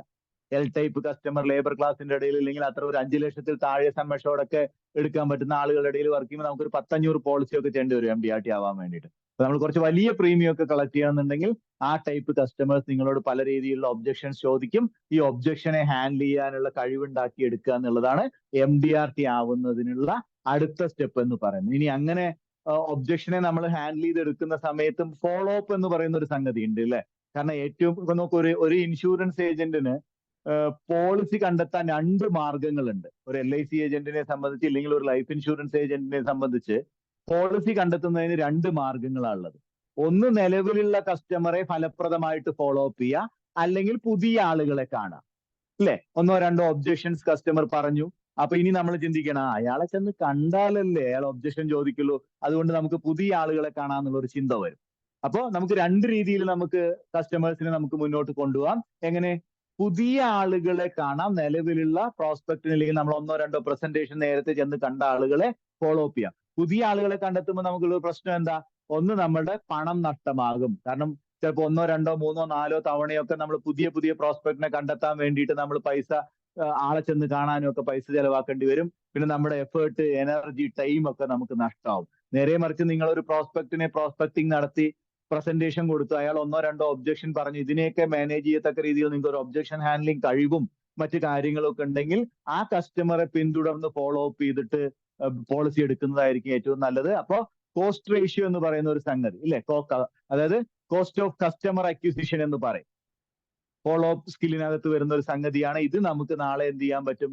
ചെറിയ പൈസ മാത്രം ചെലവാക്കിക്കൊണ്ട് വലിയ പ്രീമിയം നമുക്ക് പിടിക്കാൻ പറ്റുമെന്നുള്ളതിന്റെ ഒരു പ്രധാന കാര്യം. അപ്പൊ ഫോളോ അപ്പ് സീക്രട്ട് എന്ന് പറയുന്ന ഒരു സംഗതി ഉണ്ട്. Don't forget to follow up. കാരണം വലിയ പൈസ നിങ്ങളെ കാത്തിരിക്കുന്നത് ഫോളോ അപ്പിലാണ്, അല്ലാണ്ട് പുതിയ കസ്റ്റമറെ കണ്ടെത്തുന്നതിലല്ല. 1-2 തവണ നമ്മൾ ഒരാളെ ചെന്ന് കണ്ടു, അയാൾ നോന്ന് പറയുന്ന സമയത്ത് അയാളെ ഉപേക്ഷിച്ച് അടുത്ത കസ്റ്റമറെ ചെന്ന് കാണുന്നവർക്കല്ല വലിയ പൈസ വെയിറ്റ് ചെയ്തിരിക്കുന്നത്. നിങ്ങൾ നല്ല രീതിക്ക് പ്രസന്റേഷൻ കൊടുത്തു, നമ്മുടെ ലീഡേഴ്സിനെ കൂട്ടിക്കൊണ്ടുപോയി കാര്യങ്ങളൊക്കെ ചെയ്തു, അയാളിൽ നിന്ന് പോളിസി വാങ്ങിക്കുമ്പോൾ നമുക്ക് മികച്ചൊരു കമ്മീഷനും MDRT ഒക്കെ ചെയ്യാൻ പറ്റും. അതുകൊണ്ട് ഫോളോ അപ്പ് സീക്രട്ടിനെ കുറിച്ച് നമ്മൾ നന്നായിട്ടൊന്ന് പഠിച്ചിരിക്കണം. ഇനി എന്താ? ക്ലോസിംഗ് മെത്തേഡ് അല്ലെ? ഞാൻ ധാരാളം ആളുകളെ ചെന്ന് കാണുന്നുണ്ട് സാറേ, പക്ഷെ ക്ലോസിംഗ് അങ്ങോട്ട് നടക്കുന്നില്ല. ക്ലോസിംഗിൽ എവിടെയൊക്കെയോ തടസ്സങ്ങളൊക്കെ വരുന്നു, എന്താണെന്ന് എനിക്ക് മനസ്സിലാവുന്നുമില്ല. അപ്പൊ ക്ലോസിംഗ് മെത്തേഡ് എന്ന് പറയുന്നത് വളരെ വളരെ ഇമ്പോർട്ടന്റ് ആയിട്ടുള്ള ഒരു കാര്യമാണ്. അപ്പൊ ക്ലോസിംഗ് വളരെയധികം മെത്തേഡുകളുണ്ട്. ഒരു 8 9 പ്രൂവൺ സ്ട്രാറ്റജീസ് ഉള്ള ധാരാളം ക്ലോസിംഗ് മെത്തേഡുകളുണ്ട്. ഒരാൾ നിങ്ങളുടെ മുമ്പിൽ ബൈയിങ് സിഗ്നൽ കാണിക്കുന്നു എങ്കിൽ ആ ബൈയിങ് സിഗ്നൽ കണ്ട ഉടനെ നമ്മൾ ക്ലോസ് ചെയ്യാൻ ശ്രമിക്കണം. അല്ലാതെ നമ്മൾ പഠിച്ച കാര്യങ്ങൾ മുഴുവൻ അവരുടെ മുമ്പിൽ വിളമ്പരുത്. കാരണം ഒന്നോ രണ്ടോ തവണ കാര്യങ്ങൾ പറഞ്ഞു അയാൾ ചോദിക്കുകയാണ്, അല്ല ബൈജു, ഇതിനകത്ത് നമുക്ക് പ്രീമിയം മന്ത്ലി അടയ്ക്കാൻ പറ്റുമോ, ക്വാർട്ടർലി പറ്റുമോ? അതിനർത്ഥം എന്താ? ഞാൻ ഇന്നലെ ഒരു പോളിസി പ്രസന്റ് ചെയ്തപ്പോൾ കസ്റ്റമർ ഉടനെ ചോദിച്ചാൽ അതിൽ ജോയിന്റ് ലൈഫ് ആയിട്ട് എടുക്കാൻ പറ്റുമോ? അധികം ഒന്ന് സംസാരിച്ച് തുടങ്ങുന്നതിന് മുമ്പ് തന്നെ ക്വസ്റ്റ്യൻ വന്നു. അപ്പൊ എനിക്ക് മനസ്സിലായി ഇങ്ങനെ പോളിസി എടുക്കാൻ വില്ലിങ് ആണ്. പിന്നെ ഞാൻ അധികം ഒന്നും പറയാനൊന്നുമില്ല. ജോയിന്റ് ലൈഫ് എടുക്കാൻ പറ്റും, പ്രപ്പോസൽ എഴുതാന്നുള്ളത് മാത്രമേ ഉള്ളൂ. അല്ലാതെ നമ്മൾ എന്തെങ്കിലുമൊക്കെ പോയി പഠിച്ചു എന്ന് പറഞ്ഞിട്ട് എല്ലാ ബുള്ളറ്റുകളും കൂടെ ഒരുമിച്ച് വിളമ്പാൻ നിന്ന് കഴിഞ്ഞാൽ പിന്നെ അയാൾ എന്തെങ്കിലും ഒബ്ജക്ഷൻ ചോദിച്ചു കഴിഞ്ഞാൽ നമുക്ക് പറയാൻ ഉത്തരവുണ്ടാവില്ല. അപ്പൊ അതുകൊണ്ട് തന്നെ ക്ലോസിങ്ങിനെ കുറിച്ച് നമ്മൾ കൃത്യമായിട്ട് പഠിച്ചിരിക്കണം. അടുത്ത എന്താ, ഇനി ക്ലോസിംഗ് ഒക്കെ കഴിഞ്ഞു കഴിഞ്ഞാൽ അടുത്ത നമ്മൾ ചെയ്യേണ്ട കാര്യം എന്താന്ന് വെച്ച് കഴിഞ്ഞാൽ ആ പ്രോസ്പെക്ട് നമ്മളുടെ കസ്റ്റമർ ആവും. ഈ കസ്റ്റമറെ ക്ലയന്റ് ആക്കി മാറ്റാനുള്ള നല്ല രീതിയിലുള്ള ആഫ്റ്റർ സെയിൽ സർവീസ് നമ്മൾ കൊടുത്തോണം. ഇപ്പൊ നോക്കൂ, ഞാൻ ഇന്ന് ലിസ്റ്റ് എടുത്തപ്പോ എന്റെ കസ്റ്റമേഴ്സിൽ ഒരു 7 പേരുടെ കുട്ടികൾ +2 അതുപോലെ SLC ഫുൾ A+ ഉന്നത വിജയവും നേടിയിട്ടുണ്ട്. നമ്മൾ എന്താ ചെയ്യാൻ പോകുന്നതെന്ന് വെച്ച് കഴിഞ്ഞാൽ ഇനി നമ്മളൊരു ട്രോഫിയും ഒരു ചെറിയ സ്വീറ്റ് ബോക്സും ഒക്കെ ആയിട്ട് നമ്മൾ ആ കസ്റ്റമറുടെ വീട്ടിൽ പോവും. അവർക്ക് ആ ട്രോഫിയും കാര്യങ്ങളൊക്കെ കൊണ്ടുകൊടുക്കും. എന്താന്ന് വെച്ചാൽ അതൊക്കെ ഒരു ചെറിയ കസ്റ്റമർ സർവീസ് എന്നുള്ള രീതിയിൽ, കസ്റ്റമർ ലോയൽറ്റി പ്രോഗ്രാം എന്നുള്ള രീതിയിൽ. അതുപോലെ നിങ്ങളുടെ വീട്ടിലെ നിങ്ങളുടെ കസ്റ്റമേഴ്സിന്റെ മക്കളിലും ധാരാളം പേര് അങ്ങനെയൊക്കെ വാങ്ങിച്ചിട്ടുണ്ടെങ്കിൽ ചെറിയൊരു പൈസയൊക്കെ ചെലവാക്കിയിട്ട് നമ്മൾ അവരെ കസ്റ്റമറെ ക്ലയന്റ് ആക്കി മാറ്റുക. കാരണം കസ്റ്റമറും ക്ലയന്റും തമ്മിലുള്ള ഡിഫറൻസ് എന്താന്ന് വെച്ച് കഴിഞ്ഞാൽ കസ്റ്റമർ ആരുടെ കയ്യിൽ നിന്ന് വേണമെങ്കിലും പോളിസി വാങ്ങും, പക്ഷെ ക്ലയന്റ് നിങ്ങളുടെ കയ്യിൽ നിന്ന് മാത്രമേ വാങ്ങുള്ളൂ. എത്ര പ്രഗത്ഭനായിട്ടുള്ള ഏജന്റ് ചെന്ന് അവിടെ പോയി ക്യാൻവാസിങ് കാര്യങ്ങൾ നടത്തിയാലും അവർ പറയും എനിക്ക് ഇന്ന പേരുള്ള ഒരു ഏജന്റ് ഉണ്ട്, നിങ്ങൾ പറഞ്ഞതൊക്കെ കറക്റ്റ് തന്നെയാണ്, പക്ഷെ ഞങ്ങളുടെ എല്ലാ കാര്യങ്ങളും നോക്കുന്ന അദ്ദേഹമാണ്, അദ്ദേഹത്തിന്റെ നിന്നോ അല്ലെങ്കിൽ അവരിൽ നിന്നോ ഞാൻ പോളിസി എടുക്കുള്ളൂ. അപ്പൊ എന്ത് ചെയ്തോണം, മികച്ച സർവീസ് കൊടുത്തിട്ട് നമ്മൾ അവരെ ക്ലയന്റ് ആക്കി മാറ്റുമ്പോൾ നമുക്ക് ഒറ്റത്തവണ മാത്രം MDRT ആയാൽ പോരല്ലോ. കാരണം നമ്മളൊരു ക്ലയന്റ് ആക്കി മാറ്റുമ്പോൾ നല്ല സർവീസ് കൊടുക്കുമ്പോൾ കസ്റ്റമർക്ക് സാറ്റിസ്ഫാക്ഷൻ ഉണ്ടാവും, അവരത് മെയിൻറ്റെയിൻ ചെയ്യും. അതുപോലെ നല്ല ഈ ഒരു ഇൻഷുറൻസിന് വേണ്ടി മാത്രമല്ല, അവർക്ക് മറ്റുള്ള അഡ്വൈസുകളും മറ്റുമൊക്കെ കൊടുക്കത്തക്ക രീതിയിൽ നമ്മൾ കുറച്ച് നോളജ്, ഇപ്പൊ നമുക്ക് കരിയർ ഗൈഡൻസിന്റെ കുട്ടികൾ പാസ്സായിട്ടുണ്ട്, നല്ല മാർക്ക് വാങ്ങിയിട്ട് SLC +2 ഒക്കെ പാസ്സായിട്ട് നിങ്ങൾ ഏതെങ്കിലും ബുക്ക് സ്റ്റാളിൽ ചെന്നിട്ട് കരിയർ ഗൈഡൻസിന്റെ ബുക്ക് കിട്ടും, PS വാര്യരുടെ ഒക്കെ പുസ്തകം കിട്ടും, 10 450 രൂപ വിലയൊക്കെ ഉള്ളൂ. ആ കുട്ടിക്ക് ഒരു പുസ്തകമൊക്കെ ഒരു ഗിഫ്റ്റ് ആയിട്ട് കൊടുക്കും. ഇന്ന് പല കുട്ടികളുടെയും പ്രശ്നം എന്താന്ന് വെച്ച് കഴിഞ്ഞാൽ SLC +2 ഒക്കെ കഴിഞ്ഞാൽ അടുത്ത കോഴ്സ് എവിടേക്ക് പോകണം എന്ന ആശങ്കയാണ്. അപ്പൊ അത്തരത്തിലുള്ള ചെറിയ ചെറിയ ഗിഫ്റ്റുകളൊക്കെ കൊടുക്കുക, അങ്ങനെ പല പല കാര്യങ്ങളും, ബർത്ത്ഡേക്ക് വിഷ് ചെയ്യുക. അപ്പൊ നമ്മുടെ അടുത്ത് അതിനകത്ത് ഒരു കോഴ്സ് തന്നെ ഉണ്ട്, how to convert a customer into client. ഒരു കസ്റ്റമറെ നിങ്ങൾക്ക് എങ്ങനെ ക്ലയന്റ് ആക്കി മാറ്റാന്നുള്ള ഒരു കോഴ്സ് തന്നെ ഉണ്ട്. അപ്പൊ ഇതൊക്കെ നമുക്ക് പഠിക്കാവുന്നതേ ഉള്ളൂ. കാരണം ഈ പറയുന്ന ഓരോ സ്റ്റെപ്പുകളുടെ പുറത്തും ധാരാളം പോയിന്റുകളും കാര്യങ്ങളും, അതായത് കസ്റ്റമറെ നമുക്ക് ക്ലയന്റ് ആക്കി മാറ്റാം, ക്ലോസിംഗ് എങ്ങനെ നടത്തണം, അതുപോലെ തന്നെ ഫോളോ അപ്പ് എങ്ങനെ ചെയ്യണം, ഒബ്ജക്ഷൻ എങ്ങനെ ഹാൻഡിൽ ചെയ്യണം, പ്രസന്റേഷൻ എങ്ങനെ കൊടുക്കണം, പ്രൊഡക്റ്റിൽ എങ്ങനെ മാസ്റ്റർ ആവണം, ഇല്ല അതുപോലെ തന്നെ റിട്ടയർമെന്റ് പ്ലാനിങ് എങ്ങനെ കൊടുക്കണം, നീഡ് അനാലിസിസ് എങ്ങനെ നടത്തണം, പ്രോസ്പെക്ടിങ് എങ്ങനെ നടത്തണം, ഫാക്ട് ഫൈൻഡിങ് എങ്ങനെ നടത്തണം, എങ്ങനെ ഒരാളെ സസ്പെക്ട് ചെയ്യണം, റിസ്ക് മാനേജ്മെന്റ് എന്ന് പറഞ്ഞാൽ എന്താണ്, നാളത്തെ ഇൻഷുറൻസ് ഇൻഡസ്ട്രിക്ക് വേണ്ടി എങ്ങനെ നമ്മൾ തയ്യാറെടുക്കണം എന്നുള്ളതിനെ കുറിച്ചൊക്കെ നമ്മൾ ധാരാളം കോഴ്സുകൾ ബൈജൂസ് അക്കാദമി നടത്തുന്നുണ്ട്. ഞാൻ ഈ പറഞ്ഞ എല്ലാ കാര്യങ്ങളും ചേർത്ത് വെച്ചിട്ട് നിങ്ങൾക്ക് ഇതൊക്കെ കൃത്യമായിട്ട് പഠിക്കാൻ MDRT ഇൻഷുറൻസ് അഡ്വൈസർ ആവാൻ ബൈജൂസ് അക്കാദമി നിങ്ങൾക്ക് ഓഫർ ചെയ്യുന്ന ഒരു കാര്യം എന്താണെന്ന് വെച്ച് കഴിഞ്ഞാൽ, ഈ ഒരു ക്ലാസ്സിന് അകത്ത് നമ്മൾ ചെയ്യുന്ന കാര്യം എന്താണെന്ന് വെച്ച് കഴിഞ്ഞാൽ, നമ്മൾ MDRT ആക്സിലറേറ്റർ എന്ന് പറയുന്ന ഒരു കോഴ്സ്, റെക്കോർഡഡ് കോഴ്സ് ആണ്. ഈ കോഴ്സിന്റെ ഒരു പ്രത്യേകത എന്താണെന്ന് വെച്ച് കഴിഞ്ഞാൽ, ഞാൻ നേരത്തെ പറഞ്ഞ എല്ലാ സബ്ജക്റ്റും നിങ്ങൾക്കൊരു MDRT ഏജന്റ് ആവാൻ വേണ്ടിയിട്ട് എന്തൊക്കെ സ്റ്റെപ്പുകൾ എടുക്കണോ ആ സ്റ്റെപ്പുകൾ മുഴുവൻ പറഞ്ഞു വെച്ചിട്ടുള്ള ഒരു കോഴ്സാണ്. ഈ കോഴ്സിന്റെ കൂടെ തന്നെ നമ്മൾ ജീവൻ ലാബ്, ജീവൻ ഉമംഗ്, ജീവൻ ലക്ഷ്യ, ജീവൻ ഉത്സവ്, അമൃതപാൽ എന്ന് പറയുന്ന മാർക്കറ്റിംഗ് ചെയ്യാൻ വേണ്ടിയിട്ട് നമ്മൾ എന്ത് ചെയ്തിട്ടുണ്ട്, അതിന്റെ ബ്രോഷേഴ്സ് നിങ്ങൾക്ക് അയച്ചു തരുന്നുണ്ട്, ലീഫ്ലെറ്റ്. കാരണം മാർക്കറ്റിംഗ് ചെയ്തിട്ടില്ലെങ്കിൽ നമുക്ക് ലീഡ് ജനറേറ്റ് ചെയ്യില്ല. അപ്പൊ ഇത്തരത്തിലുള്ള കുറെ കാര്യങ്ങളൊക്കെ നമുക്ക് ചെയ്യുന്നുണ്ട്. ഈ കോഴ്സിന്റെ ആകെ ഫീസ് എന്ന് പറയുന്ന 5000 രൂപ മാത്രമേ ഉള്ളൂ. ഈ കോഴ്സിൽ നമ്മൾ എന്താ പറയുന്നത് വെച്ച് കഴിഞ്ഞാൽ 30ഓളം റെക്കോർഡഡ് കോഴ്സാണ്. MDRT ആക്സിലറേറ്റർ എന്നാണ് പേര്. അതുപോലെ തന്നെ നിങ്ങൾക്ക് ധാരാളം ഐഡിയാസ് MDRT ആവാൻ ഞാൻ നേരത്തെ പറഞ്ഞ എല്ലാ സ്റ്റെപ്പുകളുടെയും 2ഉം 3ഉം ക്ലാസ്സുകൾ അതിനകത്ത് വരുന്നുണ്ട്. അപ്പൊ നിങ്ങൾക്കൊരു നല്ല ഏജന്റ്, അതായത് ഇതുപോലുള്ള ബ്രോഷേഴ്സും മറ്റു കാര്യങ്ങളും ഒക്കെ നമ്മൾ കൊടുക്കുന്നുണ്ട്. അത് നിങ്ങൾക്ക് സ്പീഡ് പോസ്റ്റ് ആയിട്ട്, ഈ കോഴ്സിൽ ജോയിൻ ചെയ്യുന്ന ആളുകൾക്ക് സ്പീഡ് പോസ്റ്റ് ആയിട്ട് വരും. ഇപ്പൊ നിങ്ങൾ ഈ കോഴ്സ് വാങ്ങുകയാണെങ്കിൽ March 31, 2025 വരെയാണ് കോഴ്സിന്റെ കാലാവധി. പ്ലേ സ്റ്റോറിൽ നിന്ന് മൊബൈൽ ആപ്ലിക്കേഷൻ ഡൗൺലോഡ് ചെയ്ത് അതിനകത്തുനിന്ന് കേൾക്കാൻ പറ്റുന്ന കോഴ്സാണ്. ഇതേപോലെ ബ്രോഷേഴ്സ് കിട്ടും, ജീവൻ ഉമംഗ്, ജീവൻ ലാബ്, എല്ലാത്തിന്റെയും കോൺസെപ്റ്റ് വെച്ചുള്ള ബ്രോഷേഴ്സ് ആണ് നമ്മൾ ഇവിടെ കാണുന്നുണ്ടാവും, നിങ്ങൾ നോക്കിക്കോളൂ. ഇതൊക്കെ നിങ്ങൾക്ക് ലീഫ്ലെറ്റ് ആയിട്ട് കസ്റ്റമേഴ്സിന് കൊടുക്കാം.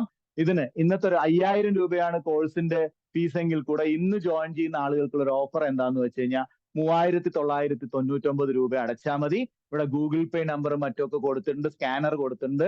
Google Pay number 9544035001 Byju's academy. താഴെ കൊടുത്തിരിക്കുന്ന 2 നമ്പറുകളിൽ നിങ്ങൾക്ക് വിളിച്ച് ജോയിൻ ചെയ്യാൻ പറ്റും. ബ്രോഷേഴ്സ് നിങ്ങൾക്ക് അവൈലബിൾ ആവും. മാർക്കറ്റിൽ പോകുമ്പോൾ ആളുകൾക്ക് കൊടുക്കാനുള്ള ബ്രോഷേഴ്സ് 250 ബ്രോഷറാണ് നമ്മൾ ഈ 3999 ഏകദേശം 30ഓളം ക്ലാസ്സുകൾ വരും. ഈ നേരത്തെ പറഞ്ഞ സ്റ്റെപ്പുകളൊക്കെ എങ്ങനെയാണ് പഠിക്കണം എന്നുള്ള ക്ലാസ്സുകളാണ് അതിനകത്ത് വരുന്നത്. അതുകൂടാതെ ഇന്ന് എടുത്തിരിക്കുന്ന ഇപ്പൊ ഞാൻ എടുത്തുകൊണ്ടിരിക്കുന്ന ക്ലാസ്സിന്റെ റെക്കോർഡിംഗ് മൊബൈൽ ആപ്ലിക്കേഷനകത്ത് കിട്ടും. അപ്പോൾ താല്പര്യമുള്ള ആളുകൾക്ക് ഈ കോഴ്സിനകത്ത് ജോയിൻ ചെയ്യാം. അപ്പൊ MDRT ആവാനുള്ള സ്റ്റെപ്പുകൾ ഇതൊക്കെയാണ്. അല്ലാതെ സാധാരണ നമ്മൾ ഇത്ര കാലം കളിച്ചതുപോലെ നമ്മൾ കളിച്ചുകൊണ്ട് നടന്നാൽ MDRT ആവില്ല. ഞാൻ നേരത്തെ പറഞ്ഞ സ്റ്റെപ്പുകളിൽ എക്സ്പേർട്ട് ആവുക. പ്രോസ്പെക്ടിങ്ങിലും ഫാക്ട് ഫൈൻഡിങ്ങിലും ഒബ്ജക്ഷൻ ഹാൻഡ്ലിങ്ങിലും ക്ലോസിംഗിലും റിട്ടയർമെന്റ് പ്ലാൻ പ്രസന്റേഷനിലും ഒക്കെ ഇതൊക്കെ എങ്ങനെ ചെയ്യണമെന്നുള്ളതാണ് നിങ്ങൾക്ക് 30ഓളം ഈ റെക്കോർഡഡ് കോഴ്സിനകത്ത്. സാധാരണ നമ്മൾ മറ്റ് ട്രെയിനിങ്ങുകളിലൊക്കെ പോയി കഴിഞ്ഞു കഴിഞ്ഞാൽ നമുക്ക് ട്രെയിനർ പിന്നെ എന്ത് പറഞ്ഞു എന്ന് പറയാൻ കേൾക്കണമെങ്കിൽ ആദ്യം വീണ്ടും അയാളുടെ ക്ലാസ്സിൽ പോകണം. ഇത്രയും പൈസയും കൊടുത്തിട്ട് നമ്മൾ അവിടെ ചെന്നിരുന്ന ദിവസങ്ങളോളം രാവിലെ തൊട്ട് 5 മണി വരെ ഇരിക്കണം. അങ്ങനെ ഇത് അങ്ങനെയൊന്നും വേണ്ട. നിങ്ങളുടെ മൊബൈൽ ഫോണിനകത്ത് വാട്സപ്പും ഫേസ്ബുക്കും യൂട്യൂബൊക്കെ ഉപയോഗിക്കുന്നത് പോലെ നമുക്ക് ഉപയോഗിക്കാൻ പറ്റും. ഈ ട്രെയിനിങ് ക്ലാസ് നമ്മൾ ഇനിയിപ്പോ നിങ്ങൾ ആരെങ്കിലും യൂട്യൂബിൽ കണ്ടിട്ടാണ് നിങ്ങൾ ഈ ക്ലാസ് കേൾക്കുന്നത് എങ്കിൽ ആ യൂട്യൂബിൽ കണ്ടതിന് ശേഷം ഈ കാണുന്ന നമ്പറിൽ വിളിച്ചാൽ നിങ്ങൾക്ക് കോഴ്സിൽ ജോയിൻ ചെയ്യാൻ പറ്റുന്നതാണ്. പക്ഷെ ഇന്ന് നിങ്ങൾ ജോയിൻ ചെയ്യുകയാണെങ്കിൽ, നിങ്ങളുടെ ഗൂഗിൾ പേ എടുത്ത് നിങ്ങൾ ജോയിൻ ചെയ്യുകയാണെങ്കിൽ 5000 രൂപ വില വരുന്ന കോഴ്സ് 20% ഓഫറിൽ നിങ്ങൾക്ക് 3999 രൂപയ്ക്ക് കിട്ടും. ഇനി ഈ മാസം വേറെ ഓഫറുകളൊന്നുമില്ല. ഏകദേശം 15-ാം തീയതിയായി. ഇനി MDRT ആക്സിലറേറ്റർ സീരീസിൽ വേറൊരു ഫ്രീ സെഷനും ഉണ്ടാവില്ല. അടുത്ത മാസമൊക്കെ നിങ്ങൾ ഇത് വാങ്ങിക്കുകയാണെങ്കിൽ 5000 രൂപ അടയ്ക്കേണ്ടി വരും. അപ്പൊ ഇത്രയും സ്റ്റെപ്പുകൾ നിങ്ങൾക്ക് ഫലപ്രദമായിട്ട് പഠിക്കാൻ പറ്റും, ഇംപ്ലിമെന്റ് ചെയ്യാൻ പറ്റും. 4-5 തവണ നമ്മൾ റിപ്പീറ്റ് ആയിട്ട് കേട്ട് കഴിഞ്ഞാൽ ഉറപ്പായിട്ട് MDRT ആവാൻ പറ്റും. 5 തവണ MDRT ആയിട്ടുള്ള ഒറ്റ പോളിസിയിൽ MDRT ആയിട്ടുള്ള ഡബിൾ MDRT ആയിട്ടുള്ള ഒരു ഏജന്റ് ട്രെയിനറാണ് ഇത് പറയുന്നത്. കാരണം ഞാൻ പിന്നെ പരിശീലിച്ച് ഇംപ്ലിമെന്റ് ചെയ്ത കാര്യങ്ങളെ കുറിച്ച് മാത്രമേ ഞാൻ നിങ്ങളോട് ഡിസ്കസ് ചെയ്തിട്ടുള്ളൂ. അപ്പൊ താല്പര്യമുള്ള ആളുകൾക്ക് ഇന്ന് കോഴ്സിൽ ജോയിൻ ചെയ്തുകൊണ്ട് റെക്കോർഡഡ് കോഴ്സ് നിങ്ങൾക്ക് കേൾക്കാം, പഠിക്കാം, ഇംപ്ലിമെന്റ് ചെയ്യാം. മാർക്കറ്റിൽ പോകാനുള്ള ബ്രോഷർ തരുന്നുണ്ട്. മാസത്തിൽ ഒരു തവണ എന്റെ ലൈവ് ക്ലാസ്സും, ആ കോഴ്സിൽ ജോയിൻ ചെയ്തവർക്ക് സംശയമൊക്കെ ഉണ്ടെങ്കിൽ മാസത്തിൽ ഒരു തവണ ലൈവ് ക്ലാസ്സുകളും ഉണ്ടാവും. ഇതൊക്കെയാണ് ഇന്നത്തെ ക്ലാസ്സുമായി ബന്ധപ്പെട്ട് എനിക്ക് പറയാനുള്ളത്. സോ ഈ ക്ലാസ്സിൽ അറ്റൻഡ് ചെയ്ത ഓരോരുത്തർക്കും ഈ വർഷം MDRT ആവാൻ കഴിയട്ടെ. ആ MDRT ആവുന്നതിന് ഞാൻ ഈ 5 തവണ MDRT ആയിട്ട് ഞാൻ ഇംപ്ലിമെന്റ് ചെയ്ത ചില സിസ്റ്റംസ് ആൻഡ് മെത്തേഡ് ആണ് ഈ കോഴ്സിലൂടെ നിങ്ങൾക്ക് തരുന്നത്. നിങ്ങൾക്ക് അത് പർച്ചേസ് ചെയ്യാവുന്നേ ഉള്ളൂ. So thank you very much. അടുത്ത ക്ലാസ്സിൽ വീണ്ടും കാണാം. ഓക്കെ.